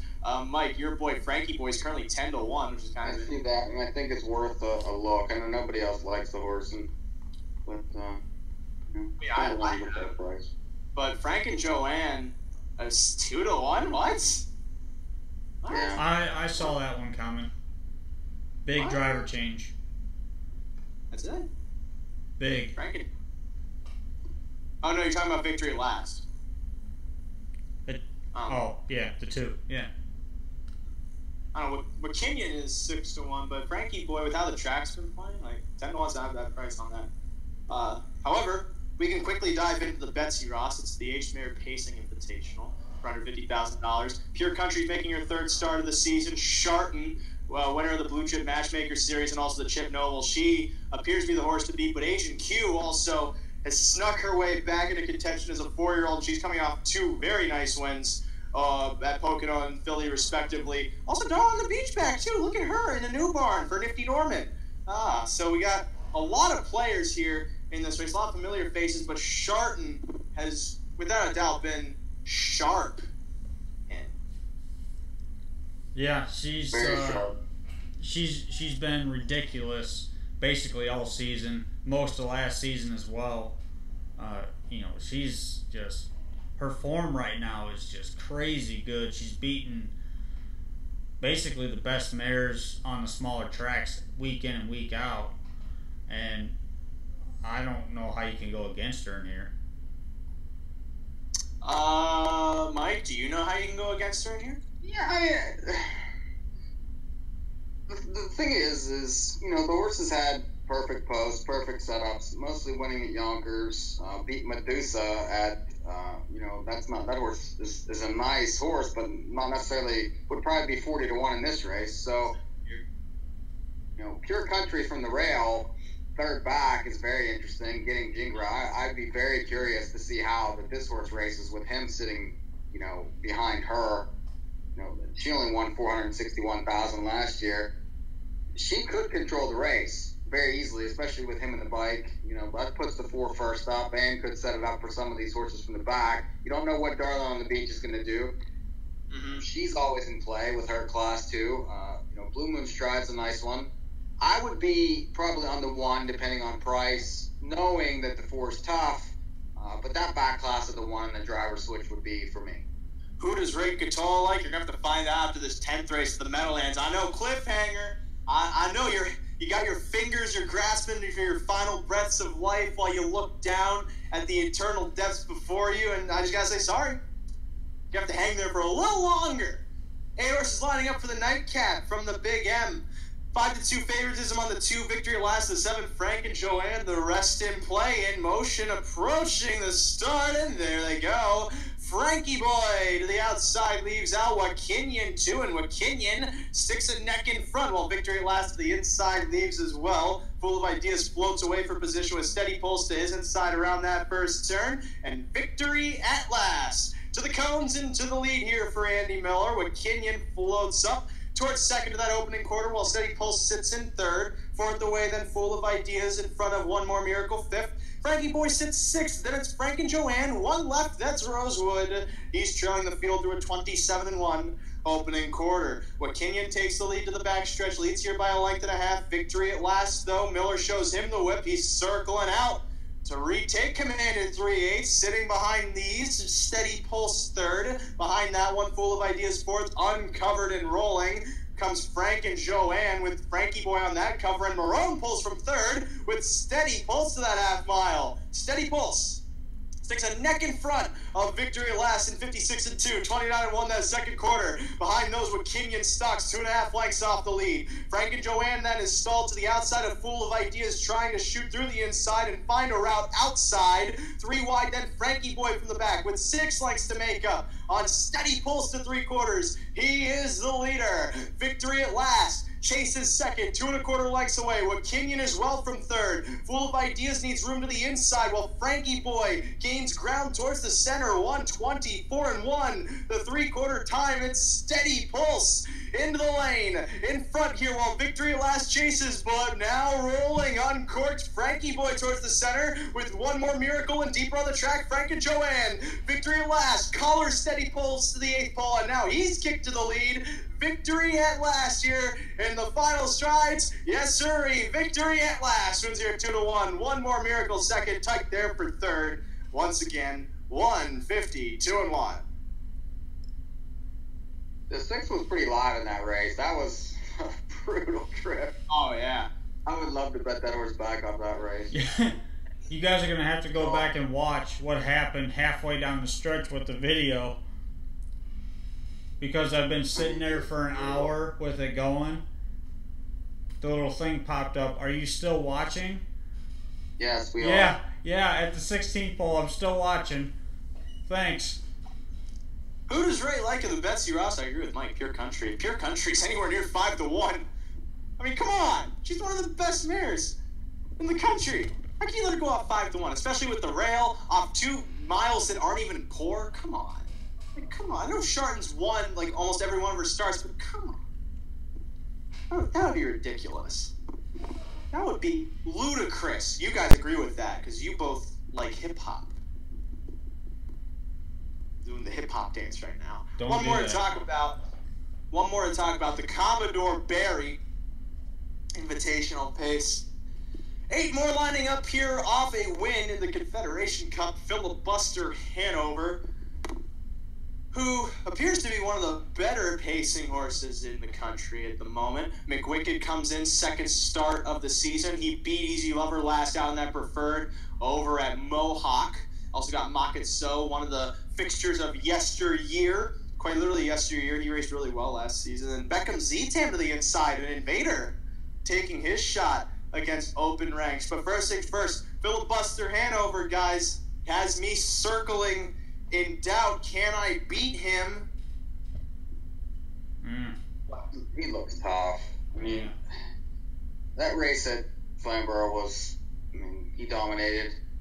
Even though there was a 45-minute inquiry, it seemed that he was inside one pylon and everything else. He still wasn't getting caught. Western Joe got roughed up in there, but he was inside pylons too. He had a bad post in the race. Raced well enough. I still feel like he's a big track horse. Beckham Z-Tam is interesting, but not quite as, doesn't have the recency right now, and as a 4-year-old going against older, it's more of a race I would be curious to sit and watch. McWicked, depending on the price, I think you're going to get 2-1 off that, very, very good Mohawk race where he kicked in 26-1 and looked like that he wasn't even taking a deep breath. If you watch that replay, the horse was, fantastic in the comeback, but the draw's poor, and he's another one I think, the bigger fish lie ahead here. Depending on the price, I would probably be on McWicked just because. One thing to note, Heaven Rocks on debut last out was definitely against it that afternoon at Harris, Philadelphia, because the place to be was first over. This horse was riding cover, then he dove into the passing lane, which at Harris, Philly. That's a big race. At Harris, Philly, too, the passing lane is maybe one of the worst places to go through. The center of the track's usually a lot better for horses coming from off the pace. It's also so deep in the passing lane, that's besides the point. 2nd start out now. He was the favorite last out, too, which is the other thing to know. And he's not going to be the favorite this time because everyone's going to go, oh, he was 2nd. That means he's no good. But that's not necessarily the case. But a lot of the money, too, is also going to... He's not a name horse, though. There's a lot of name horses in the race that take a lot of money. McWicked takes a lot of money. Filibuster takes a lot of money. I mean, nobody knows who this horse is. Mm-hmm. I do. I watched that race. I agree with Ray. I like this horse a lot.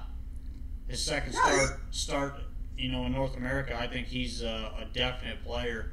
And he really hasn't missed a lot of time since shipping over, so I think he's a must-play here. Well, let me ask you this, and I want both of you to answer this question. Do you find that a lot of these horses that come over, that first start is usually like their best shot, and and then it takes a few races to get to see it again, or do you think the 2nd start back or the 3rd start back is the best shot? Because I usually feel like the first shot is typically the best shot.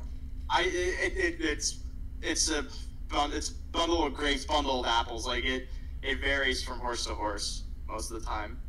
Okay, but generally, what is your thought on it? generally I go by how the horse looks in qualifiers and then how the horse comes into the race. Because there was one horse in particular at the Meadowlands that became really big. I can't remember her name, but she started like those really low-level races. Then she worked up to like the 16,000 affiliate mare opens, and she would always come flying from the back. Brett Miller drove her. I can't remember the horse's name.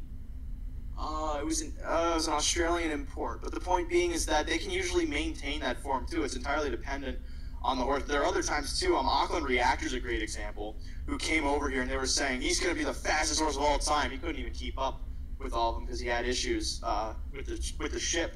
And I think that's what really matters is how they come back first out, because that usually shows how they handled the ship, how they're holding up themselves in a new environment. The horse can certainly bounce. I'm not disagreeing with that. But reading this horse in terms of just looking at the program, the horse seems like he's moving in the right steps. See, I kind of agree with you. Horses that ship over, the ship takes a lot out of them. It's a long ride over.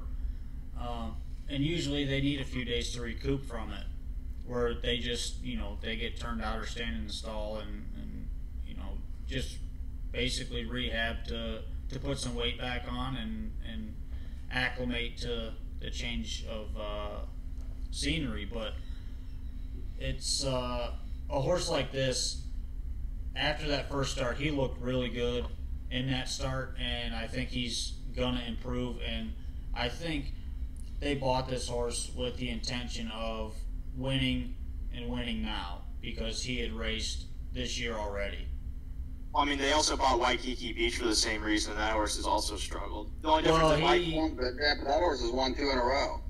He was bought. supposed to be a stakes captain, though. I get it. Yeah, I'm just saying. he was. He's getting better. He was brought earlier than this horse was. This horse was brought specifically for these earlier races, and Waikiki Beach came late in the season, basically as a horse that hadn't raced in a year. Well, if you like the 3, you have to like the 6 at least a little bit. The 6 can be caught. The only notable thing is that race, that track, the place to be was first over I think that was last week. Over. This horse was on the front. But that's my point. That somewhat flatters the horse, but at the same time, he was almost caught by Heaven Rocks. I just feel like that he's sharp, he's fast. I mean, these last, 4, he's won 4 out of 5, and you're saying that he just beat a horse that is legitimate. So you're going to get a price there against a lot of these other stakes horses. But think about, if you like the 3, you probably should like the 6 a little bit in the race. I would use him underneath. Think about the pace up too. I'll use an example like this because I had something similar come up to me with the Kentucky Derby, because I liked Lone Sailor, and one of your buddies actually said, well, if you like Lone Sailor, you gotta like Noble Indy. It's like, no. And you know what? Lone Sailor outfinished Noble Indy in the Derby. In this case, Rodeo Romeo is up against Filibuster Hanover, and those two have very similar pace styles. So the Rodeo Romeo is going to be victimized more by that than Heaven Rocks, because Heaven Rocks usually comes from off the pace. He's going to benefit more. Okay. I mean, I get that. I understand the angle. I just feel like there's exceptions to it, and this is one of them. Yeah, I feel like that if you think that horse is legitimate, then you should upgrade the chances, trip or no trip, of the 6, who is racing very well. I feel like that's entirely dependent on the race. Yeah, I mean, that's fine. I would use him underneath. I see no problem doing that. He's going to be a price. I mean, that 6 to 1's a joke. I mean, he's probably 15 if he's a dime. Yeah. Against these? Yeah, he's going to be over 10 to 1. Filibuster could be 3 to 5. That knocks everybody up 3 or 4 ticks. Yeah. That's it. How do they bet the 2 in the race? The horse has been 3 to 5. The horse was 2.5 to 1 against Filibuster at Flamborough from the 7 hole. Those are certainly questions that we can only answer when post time. I'm sure it plays at 11 to 1. That does it for this week's edition of North American Harness Update. Make sure you check out NAHUpicks.com. Tonight at the Meadowlands, I destroyed 10 races. I won 30 of them. It was an out-of-the-park night. It's going to be written in the record books. Get your record books out now, as a matter of fact. I don't care if they're like financial record books, sports record books, whatever kind of record books you got penned this night in. Ray Catola won 65 of the 10 races at the Meadowlands. It's going to be historic, prehistoric, post-historic perhaps.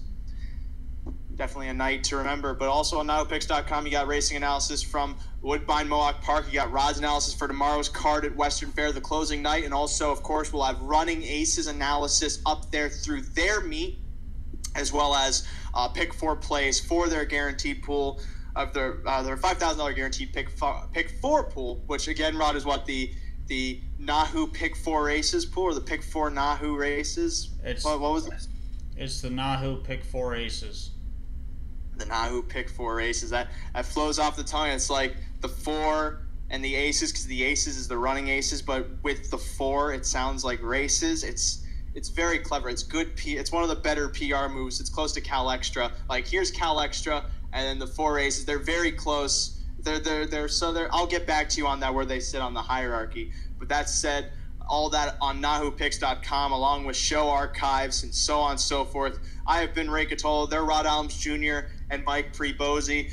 Date to plug, June 22nd, Hawthorne Race Course. We'll be doing a live show, so if you like 3 wide from Woodbine Mohawk Park, or from Vernon Downs, or from the Meadows, definitely mark that date in your record books as well. As for every point that will be coming up and passing by us as we speak, I have nothing more.